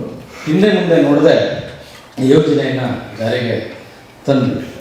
ಹೀಗಾಗಿ ನಾವು ಯಾವುದೇ ಯೋಜನೆ ಇರ್ಬೋದು, ಅದರಲ್ಲಿ ಒಂದು ಬದ್ಧತೆ ಇರಬೇಕು. ನಾವು ಕೇಳೋವರೆಗೆ ಎಷ್ಟು ಬೇಡಿಕೆ ಎಷ್ಟು ಮುಂದೆ ಇಡ್ತೀವಿ, ಅದನ್ನು ಈಡೇರಿಸುವಂತಹ ಬದ್ಧತೆ ಅಧಿಕಾರಿಗಳಲ್ಲಿರಬೇಕು ಮತ್ತು ರಾಜಕೀಯ ನಾಯಕರಲ್ಲಿರಬೇಕು. ಆ ಬದ್ಧತೆ ಇರೋದ್ರಿಂದನೇ ಸನ್ಮಾನ್ಯ ಮುಖ್ಯಮಂತ್ರಿಗಳಂಥ ಸಿದ್ದರಾಮಯ್ಯ ಬದ್ಧತೆ ಇದ್ದಿದ್ದರಿಂದ ಇವತ್ತು 2 ಪ್ರಮುಖವಾದಂಥ ಯೋಜನೆಗಳು ನಮ್ಮ ಮುಂದೆ ಇದ್ದಾವೆ. ಹೀಗಾಗಿ ಇವತ್ತಿನ ಅಭಿನಂದನೆಯನ್ನು ಅವರಿಗೆ ನಾನು ಸಮರ್ಪಣೆ ಮಾಡ್ತಾ ಇದ್ದೇನೆ ಅಂತೇಳಿ ನಾನು ಮೊದಲೇ ನಿಮಗೆ ತಿಳಿಸಿದೆ. ನಮ್ಮ ಶಿವಾನಂದ ತಗಡು ಪ್ರತಿ ಸಲ ನಮ್ಮ ಆಫೀಸಿಗೆ ಬಂದಾಗ ಕೂಡ ಬಸ್ ಪಾಸ್ ಏನಾಯಿತು, ಬಸ್ ಪಾಸ್ ಏನಾಯಿತು, ಬಸ್ ಪಾಸ್ ಏನಾಯಿತು ಇಷ್ಟೇ ಕೇಳ್ತಾ ಇದ್ದೀವಿ. ಅವರು ಸಂಘಟನೆ ಹೇಳಿದೆ, ಸಂಘಟನೆ ಮತ್ತು ಸರ್ಕಾರ ಒಟ್ಟಿಗೆ ಇದ್ದಾಗ ಮಾತ್ರ ಯಾವುದೇ ಬೇಡಿಕೆ ಈಡೇರೋದಕ್ಕೆ ಸಾಧ್ಯ ಇಲ್ಲ. ಸುಮಾರು ದಿನಗಳ ಕಾಲ ಹೋರಾಟ ಮಾಡಿ ಹೋರಾಟ ಅಂತಂದರೆ ಬರೋದು, ಮನವಿ ಪತ್ರ ಕೊಡೋದು, ಅದೇ ಮನವಿ ಪತ್ರ ಡೇಟ್ ಚೇಂಜ್ ಮಾಡಿ ಇನ್ನೊಂದು ಮನವಿ ಪತ್ರ ಕೊಡೋದು, ಇದೇ ಥರ ಆಗ್ತಾ ಇರ್ತದೆ. ಹೀಗಾಗಿ ನಾವು ಬೇಜಾರು ಮಾಡ್ಕೊಳ್ತಾ ಇರಲಿಲ್ಲ, ಮನವಿ ಪತ್ರ ಕೊಡೋಕೆ ಅವರು ಬೇಜಾರು ಮಾಡ್ಕೊಳ್ತಾ ಇರಲಿಲ್ಲ. ಆಗ ಏನಾಯಿತು, ಏನಾದರೂ ಮಾಡಿ ಯೋಜನೆಯನ್ನು ಜಾರಿಗೆ ತರಲೇಬೇಕು ಅಂತೇಳಿ ಅಧಿಕಾರಿಗಳಿಗೆ ಕರೆದು ಅವರಿಗೆ ಡೇಟ್ ಕೊಟ್ಬಿಟ್ಟು ಜುಲೈ 1ನೇ ತಾರೀಕು ಪತ್ರಿಕಾ ದಿನಾಚರಣೆ ಇದೆ, ಮುಖ್ಯಮಂತ್ರಿಗಳು ಬಸ್ ಪಾಸ್ಗಳನ್ನು ಪತ್ರಕರ್ತರಿಗೆ ವಿತರಣೆ ಮಾಡ್ತಾರೆ, ಅಷ್ಟರಲ್ಲಿ ರೆಡಿಯಾಗಿರಬೇಕು ಅಂತ ನಾವು ಅವ್ರಿಗೆ ಹೇಳ್ಬಿಟ್ಟು. ಹೀಗಾಗಿ ನಮ್ಮ ವಾರ್ತಾ ಇಲಾಖೆಯ ಉಸ್ತುವಾರಿ ಕಾರ್ಯದರ್ಶಿಗಳಾದಂಥ ಕಾವೇರಿ ಮೇಡಮ್ ಆಗಿರ್ಬೋದು, ವಾರ್ತಾ ಇಲಾಖೆ ಆಯುಕ್ತರಾದಂಥ ನಿಂಬಾಳ್ಕರ್ ಆಗಿರ್ಬೋದು, ಕೂತು 1 ವಾರ 15 ದಿವಸ ಎಲ್ಲ ರೂಪುರೇಷೆಗಳನ್ನೆಲ್ಲ ನಿಗದಿ ಮಾಡಿ ಯೋಜನೆಯನ್ನು ಜಾರಿಗೆ ತಗೊಂಡು ನಿಜ ನೀವು ಹೇಳ್ದಂಗೆ ಎಲ್ರಿಗೂ ಸಿಗ್ತಾ ಇಲ್ಲ. ಯಾವುದೋ ಭಗವಂತಗಳಲ್ಲಿ ನಮ್ಮ ಈ ಕಡಬೂರವರು ಹೇಳೋದು ಈಗ ಏನಾಗಿದೆ ಅಂತಂದರೆ 11 ತಿಂಗಳದ್ದು ಒಂದು ಸ್ಯಾಲರಿ ಸ್ಲಿಪ್ ಕೊಡಬೇಕು, ಅಪಾಯಿಂಟ್ಮೆಂಟ್ ಆರ್ಡರ್ ಕೊಡಬೇಕು ಅಂತ ಒಂದು ಕಂಡೀಷನ್ ಹಾಕಿದೆ. ಅದನ್ನು ತೆಗೆದುಕೊಳ್ಳೋಣ, ಅದನ್ನು ತೆಗೆದು ಸ್ಥಾನಿಕ ಸಂಪಾದಕರಿಂದ ಒಂದು ಪತ್ರ ಕೊಡಬೇಕು ಅಂತ ಒಂದು ಮಾಡಿದ್ರೆ ಸರಿ ಹೋಗುತ್ತಾ?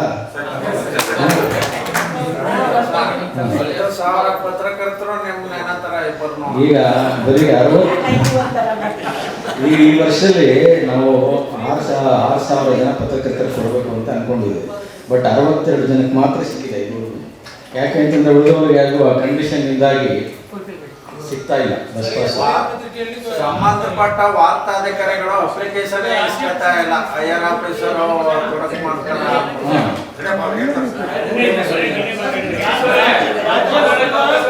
ಗೊತ್ತಾಯ್ತು ನಿಮ್ಮ ಅಳುಕು ಏನೇನು ಗೊತ್ತಾಯ್ತು.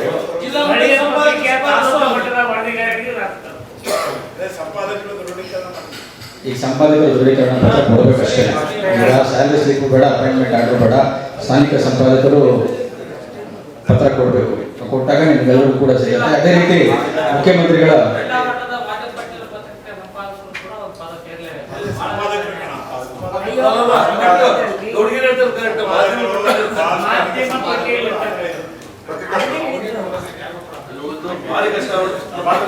ರಾಜ್ಯ ಮಟ್ಟದ ಪತ್ರಿಕೆಯವರು ಹೇಳಿ ನನಗೂ ಅರ್ಥ ಆಯ್ತು. ನೀವು ಎಲ್ಲರೂ ಹಿತದೃಷ್ಟಿ ಇಟ್ಕೊಂಡು ಮಾತಾಡ್ತಾ ಇದ್ದಾರೆ, ಮಾತಾಡೆ. ನಿಮ್ಗೆ ನಮ್ಮ ಬಹುಮತ ಇದೆ, ಎಲ್ಲರಿಗೂ ಅನುಕೂಲ ಆಗ್ಲಿ. ನಮ್ಮದು ಒಂದು ಯೋಗಕ್ಷೇಮ ನೋಡಬಾರ್ದು, ಎಲ್ಲ ಪತ್ರಕರ್ತರ ಯೋಗಕ್ಷೇಮ ನೋಡ್ಬೇಕು. ಮಾತಾಡಿ ಸರ್. ಆಯ್ತು, ಈಗ ಯಾವುದೇ ಸರ್ಕಾರ ಯಾವುದೇ ಒಂದು ಯೋಜನೆ ಜಾರಿಗೆ ತಂದ್ರೆ ಅದು ಎಲ್ಲರಿಗೂ ತಲುಪಬೇಕು. ಈಗ ನೀವು ತಟ್ಟೆನಲ್ಲಿ ಊಟ ಇಟ್ಬಿಟ್ಟು ತಿನ್ನಕ್ಕೂ ಆಗೋದಿಲ್ಲ, ಬಿಡಕ್ಕೂ ಆಗೋದಿಲ್ಲ, ಹಂಗೆ ಮಾಡಿಬಿಟ್ರೆ ಯಾರಿಗೆ ಅನುಕೂಲ ಆಗುತ್ತೆ? ಹೀಗಾಗಿ ಏನು ಕಂಡೀಷನ್ಸ್ ಇರೋ ಅದೆಲ್ಲ ತೆಗೆಯೋಣ. ಕಠಿಣವಾದ ಕಂಡೀಷನ್ಸ್ ಏನಿದೆ ತೆಗೆದು ಎಲ್ಲರೂ ಕೂಡ ಆದಷ್ಟು ಈ ಯೋಜನೆಯನ್ನು ತಲುಪಿಸುವಂಥ ಪ್ರಯತ್ನ ಮಾಡೋಣ. ಯಾಕೆ ಅಂತಂದರೆ ಗ್ರಾಮೀಣ ಪ್ರದೇಶದಲ್ಲಿ ಪತ್ರಕರ್ತರ ಕಷ್ಟ ಏನು ಅಂತ ನನಗೆ ಗೊತ್ತು. ಯಾಕೆ ಅಂತಂದರೆ ನಾನು ಒಬ್ಬ ಸ್ಥಳೀಯ ಪತ್ರಿಕೆಯಲ್ಲಿ ವರದಿಗಾರನಾಗಿ ಪೇಪರ್ ಹಚ್ಚುವ ಮೂಲಕ ಇವತ್ತು ಇದುವರೆಗೂ ಬಂದು ನಿಂತಿದ್ದೇನೆ.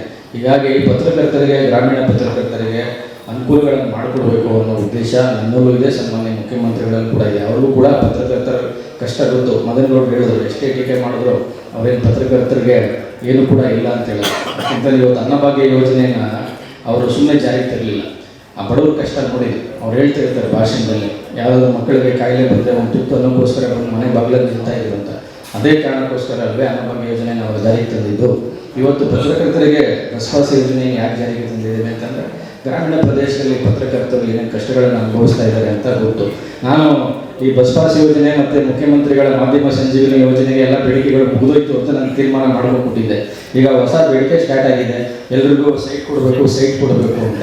ಈಗ ನಿಮಗೂ ಮನೆಯಲ್ಲಿ ಕೇಳ್ತಾರೆ, ಏನಪ್ಪ ನೀನು ಪ್ರೆಸ್ಸು ಅಂತೀರಾ, ನಿಮಗೆಲ್ಲ MLA ಗಳು ಗೊತ್ತು, ಮಂತ್ರಿಗಳು ಗೊತ್ತು, ಏನು ಒಂದು ಸೈಟ್ ಮಾಡ್ಕೊಳಕ್ಕಾಗಲ್ವಾ ನಿಮ್ಮ ಕೈಲಿ ಅಂತ ಕೇಳ್ತಾರೆ ಇಲ್ವಾ ಅಲ್ವಾ? ಆದರೆ ನೀವು ಕೇಳಲ್ಲ. ಯಾಕೆ ಅಂತಂದರೆ ಪತ್ರಕರ್ತರು ಸ್ವಾಭಿಮಾನಿಗಳು, ಯಾರು ಕೇಳಕ್ಕೆ ಹೋಗಲ್ಲ. ಹೀಗಾಗಿ ಪತ್ರಕರ್ತರಿಗೂ ಒಂದು ಸ್ವಂತ ಸೂರು ಇರಬೇಕು, ಒಂದು ಸ್ವಂತ ನೆಲೆ ಇರಬೇಕು. ನೋಡೋಣ, ಈಗ ಗೃಹ ಮಂಡಳಿ ಅಧ್ಯಕ್ಷರ ಜೊತೆಗೂ ಮಾತಾಡಿದ್ದೀವಿ, ವಸತಿ ಸಚಿವರಾದಂಥ ಜಮೀರ್ ಅಹ್ಮದ್ ಖಾನ್ ಅವ್ರ ಜೊತೆಗೂ ಮಾತಾಡಿದ್ದೀವಿ. ಒಂದು 6,000 ಸೈಟ್ಗಳು ಹಂಚಿಕೆ ಆಗಿ ಉಳಿದೋಗ್ಬಿಟ್ಟಿದ್ದಾವೆ.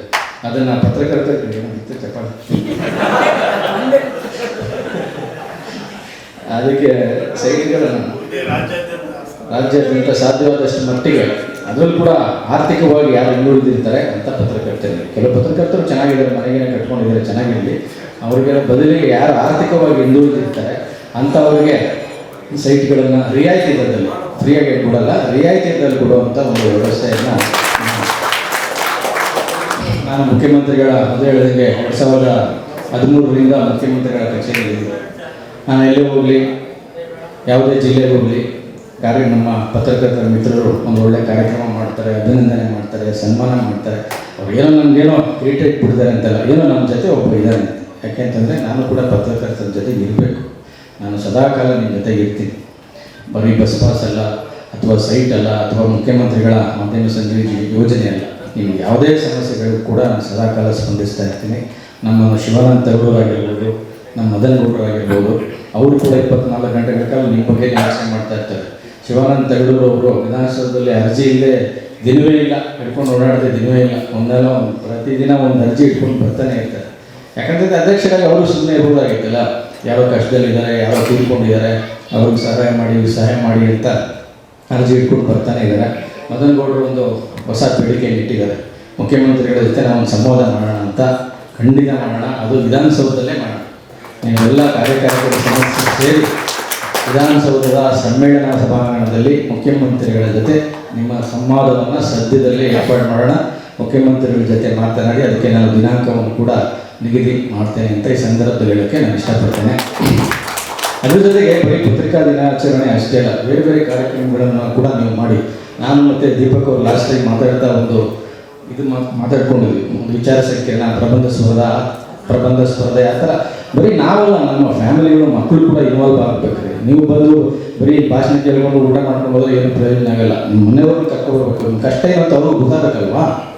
ಹಾಗಾಗಿ ಆ ಥರ ಬೇರೆ ಬೇರೆ ಕಾರ್ಯಕ್ರಮಗಳನ್ನು ಕೂಡ ನಾವು ಮಾಡೋಣ. ಇನ್ನೊಂದು ದತ್ತಿ ಪ್ರಶಸ್ತಿ ಒಂದು ಹೇಳಿದ್ದಾರೆ, ಪತ್ರಕರ್ತರ ಸಂಘಕ್ಕೆ 2 ಲಕ್ಷ ರೂಪಾಯಿ ಕೊಟ್ಟಿದ್ದೀವಿ ನಾವು. ಮುಖ್ಯಮಂತ್ರಿಗಳ ಹೆಸರಿನಲ್ಲಿ ಒಂದು ದತ್ತಿ ಪ್ರಶಸ್ತಿ ಮಾಡಿ ಅಂತ. ನಿಮ್ಮ ಸಂಘಕ್ಕೆ ಒಂದು 5 ಲಕ್ಷ ರೂಪಾಯಿ ದತ್ತಿ ಪ್ರಶಸ್ತಿ ಅದನ್ನು ಸದ್ವಿನಿಯೋಗ ಮಾಡಿಕೊಳ್ಳಿ ಅಂತ ಹೇಳ್ತಾ, ನಮ್ಮ ದಿಲೀಪ್ ಮತ್ತು ಜಿಲ್ಲಾ ಕಾರ್ಯನಿರತ ಪತ್ರಕರ್ತರ ಸಂಘದ ಎಲ್ಲ ಪದಾಧಿಕಾರಿಗಳು ಭಾಳ ಅಚ್ಚುಕಟ್ಟಾಗಿ, ದಿಲೀಪ್ ಏನು ಮಾಡಿದ್ರು ಅವರ ಬಳಗದ ಜೊತೆ ಅಚ್ಚುಕಟ್ಟಾಗಿ ಮಾಡ್ತಾರೆ. ನಾನು ದಾವಣಗೆರೆಗೆ ಕಾರ್ಯಕ್ರಮ ಇತ್ತು, ಅದು ಕ್ಯಾನ್ಸಲ್ ಆಗುತ್ತೆ. ನಾನು ಟ್ರೈನ್ ಟಿಕೆಟ್ ಬೇರೆ ಮಾಡಿಸ್ಬಿಟ್ಟಿದ್ದೆ, ಏನು ಹೋಗೋದೋ ಬೇಡವೋ ಅಂತ ಯೋಚನೆ ಮಾಡ್ತಿದ್ದೆ. ಟ್ರೈನ್ ಟಿಕೆಟ್ ಕ್ಯಾನ್ಸಲ್ ಆದರೆ 15,000 ರೂಪಾಯಿ ವೇಸ್ಟ್ ಆಗಿಬಿಡುತ್ತೆ, ಯಾಕೆ ಅಂಥೇಳಿ ಕಾರ್ಯಕ್ರಮ ಬಂದೆ. ಬರೋದ್ರಲ್ಲಿ ಸ್ವಲ್ಪ ತಡೆ ಆಯಿತು. ನಾನು ತಡವಾಗಿ ಬಂದಿದ್ದಕ್ಕೆ ಫಸ್ಟ್ ನೋಡಿದ್ದೆ ನಮ್ಮ ಇವ್ರನ್ನ ಕೊಡಗು ಅಧ್ಯಕ್ಷರನ್ನ. ಯಾಕೆಂದರೆ ಸಮಯ ಪಾಲನೆ ಮಾಡಬೇಕು, ಅವ್ರು ಹೇಳೋದು ಕರೆಕ್ಟು. ಆದರೆ ನಾನು ಕೇಳಿದೆ, ಫೋನ್ ಮಾಡಿ ಕೇಳಿದೆ, ಇಲ್ಲ ನಮ್ಮ ಎಕ್ಸಿಕ್ಯೂಟಿವ್ ಕಮಿಟಿ ಮೀಟಿಂಗ್ ನಡೀತಾ ಇದೆ, ಅದು ಮುಗಿದ್ಮೇಲೆ ನೀವು ಬರ್ಬೋದು ಅಂತ ಹೇಳಿದ್ರು. ಹಾಗಾಗಿ ನಾನು ಲೇಟಾಗಿ ಬಂದೆ. ಆಮೇಲೆ ಇನ್ನೊಂದು ನಮಗೆ ಪ್ರಮುಖವಾಗಿ ಆಗಬೇಕಾಗಿರೋದು ಏನಂತಂದರೆ ಪತ್ರಕರ್ತರಿಗೆ ತರಬೇತಿ ಶಿಬಿರಗಳಾಗಬೇಕು. ಯಾಕೆ ಅಂತಂದರೆ ನಮ್ಮ ಹೊಸ ಪೀಳಿಗೆಯ ಪತ್ರಕರ್ತರು ಬರ್ತಾ ಇದ್ದಾರೆ, ಅವರಿಗೆ ತರಬೇತಿ ಕೊಡೋದು ಅತ್ಯಂತ ಅಗತ್ಯ. ಯಾಕೆ ಅವರಿಗೆ ತಿಳ್ಕೋಬೇಕು. ಪತ್ರಿಕೋದ್ಯಮ ಅಂತಂದರೆ ಮೈಕ್ ಹಿಡ್ಕೊಂಡು ಪ್ರಶ್ನೆ ಕೇಳೋದು ಅಷ್ಟೇ ಅಲ್ಲ, ಅಧ್ಯಯನ ಇರಬೇಕು. ಹೀಗಾಗಿ ಇವತ್ತಿನ ಏನಾಗಿದೆ ಅಂತಂದರೆ, ಈಗ ನೀವೇ ನೋಡ್ತಾ ಇದ್ದೀರಿ, ಎಲ್ಲ ಸುಳ್ಳು ಸುದ್ದಿ, ಊಹಾ ಪತ್ರಿಕೋದ್ಯಮ, ಇದೆಲ್ಲ ಹಿನ್ನೆಲೆಯಲ್ಲಿ ಪತ್ರಕರ್ತರನ್ನ ಸಮಾಜ ನೋಡುವಂಥ ದೃಷ್ಟಿಕೋನವೇ ಬದಲಾಗ್ತಾ ಇದೆ. ಹೀಗಾಗಿ ಪತ್ರಕರ್ತರಿಗೆ ತರಬೇತಿ ಹಲವಾರು ಜನ ಹಿರಿಯರಿದ್ದೀರಿ ನೀವೆಲ್ಲ. ಹೀಗಾಗಿ ನಿಮ್ಮನ್ನೇ ಬಳಸ್ಕೊಂಡು ಅಲ್ಲಲ್ಲಿ ಎಲ್ಲ ಜಿಲ್ಲೆಗಳಲ್ಲೂ ಒಂದು ತರಬೇತಿ ಕಾರ್ಯಾಗಾರಗಳನ್ನು ಮಾಡಿದ್ರೆ ಯುವ ಪೀಳಿಗೆಯ ಪತ್ರಕರ್ತರಿಗೂ ಕೂಡ ಅನುಕೂಲ ಆಗುತ್ತೆ ಅಂತ ಹೇಳ್ತಾ ಎಲ್ಲರಿಗೂ ಧನ್ಯವಾದಗಳನ್ನು ತಿಳಿಸಿ ನನ್ನ ಮಾತು ಮುಗಿಸ್ತೇನೆ. ನಮಸ್ಕಾರ. ನೇತೃತ್ವದ ಆಡಳಿತ ಮಂಡಳಿಗೂ ಅವರಿಗೆ ಯಾಕೆ ಬೆಳಗಾವಿ ಸಂಘದವರು ಸನ್ಮಾನ ಮಾಡ್ತಿದ್ದಾರೆ ಅಂತ ಗೊತ್ತಿದೆ. ಸನ್ಮಾನ ಮಾಡ್ತಿರುವ ಬೆಳಗಾವಿಯವರಿಗೂ ಆ ವಿಚಾರದ ಅರಿವಿದೆ. 101 ಕೋಟಿ ಕ್ಷೇಮ ನಿಧಿಗೆ ಹಾಕುವುದರ ಮೂಲಕ ಈ ಹಾಲಿ ಆಡಳಿತ ಮಂಡಳಿ ತನ್ನ ಅವಧಿಯನ್ನು ಸಾರ್ಥಕವಾಗಿ ಪೂರ್ಣಗೊಳಿಸ್ತಾ ಇದೆ. ಶಿವನ ನೇತೃತ್ವದ ಎಲ್ಲ ಆಡಳಿತ ಮಂಡಳಿಯ ಎಲ್ಲ ಪದಾಧಿಕಾರಿಗಳಿಗೂ ಸಹ ಈ ಸನ್ಮಾನಕ್ಕೆ ಅವರು ಅರ್ಹರಾಗಿದ್ದಾರೆ ಅಂತ ಹೇಳಕ್ಕೆ ಇಷ್ಟಪಡ್ತೇನೆ. ಪ್ರಭಾಕರ್ ಸರ್, ಸಹಜವಾಗಿ ನಮ್ಮದು ಕಾರ್ಮಿಕ ಸಂಘಟನೆ ಆಗುತ್ತೋ ಬಿಡುತ್ತೋ, ನಾನಂತೂ ಬಯಸ್ತಿದ್ದು ಹೋರಾಟ ಮಾಡಬೇಕು, ಪ್ರತಿಭಟನೆ ಮಾಡಬೇಕು. ಈ ಕಾರ್ಮಿಕ ಸಂಘಟನೆಗಳು ಹೇಗೆ ಬೀದಿಗಿಳಿದು ಹೋರಾಟ ಮಾಡೋದು ಹಾಗಿದ್ದೊಂದು ಚಂದ. ಈಗ ನೀವು ಮತ್ತು ಪ್ರಭಾಕರ್ ಸರ್, ಕೊಳ್ಳ ಸರ್, ಲೋಕೇಶ್ ಸರ್ ಮಾಡಿ ವ್ಯವಹಾರ ಮುಗಿಸ್ಬಿಡ್ತೀರ. ನಾವು ಸಹ ಇದ್ದೀವಿ ಅಂತ ಉಪಸ್ಥಿತರಿದ್ದಿರುವಂಥ ಹೆಸರಲ್ಲಿ ನಮ್ಮೊಂದು ಹೆಸರು ಬರುವಾಗ ಆಗುತ್ತೆ ಅಷ್ಟೇ, ಬಿಟ್ಟು ನಮ್ಮ ಜವಾಬ್ದಾರಿ ಇಲ್ಲ. ಪ್ರತಿಭಟನೆ ಮಾಡಿದ್ರೆ ಶಿವಾನಂತ ನಮ್ಮೆಲ್ಲ ನೀವು ಯಾಕೆ ಪೊಲೀಸ್ ಪೇಟೆ ನಮಗೆ ಬೀಳಿ ಅಂತೇಳಿ ಎಲ್ಲರೂ ಮಾತಾಡ್ಸಿ ಬಿಡೋರು. ಆ ಅವಕಾಶಗಳಿಂದೆಲ್ಲ ವಂಚಿತರಾಗಿದ್ದಾರೆ.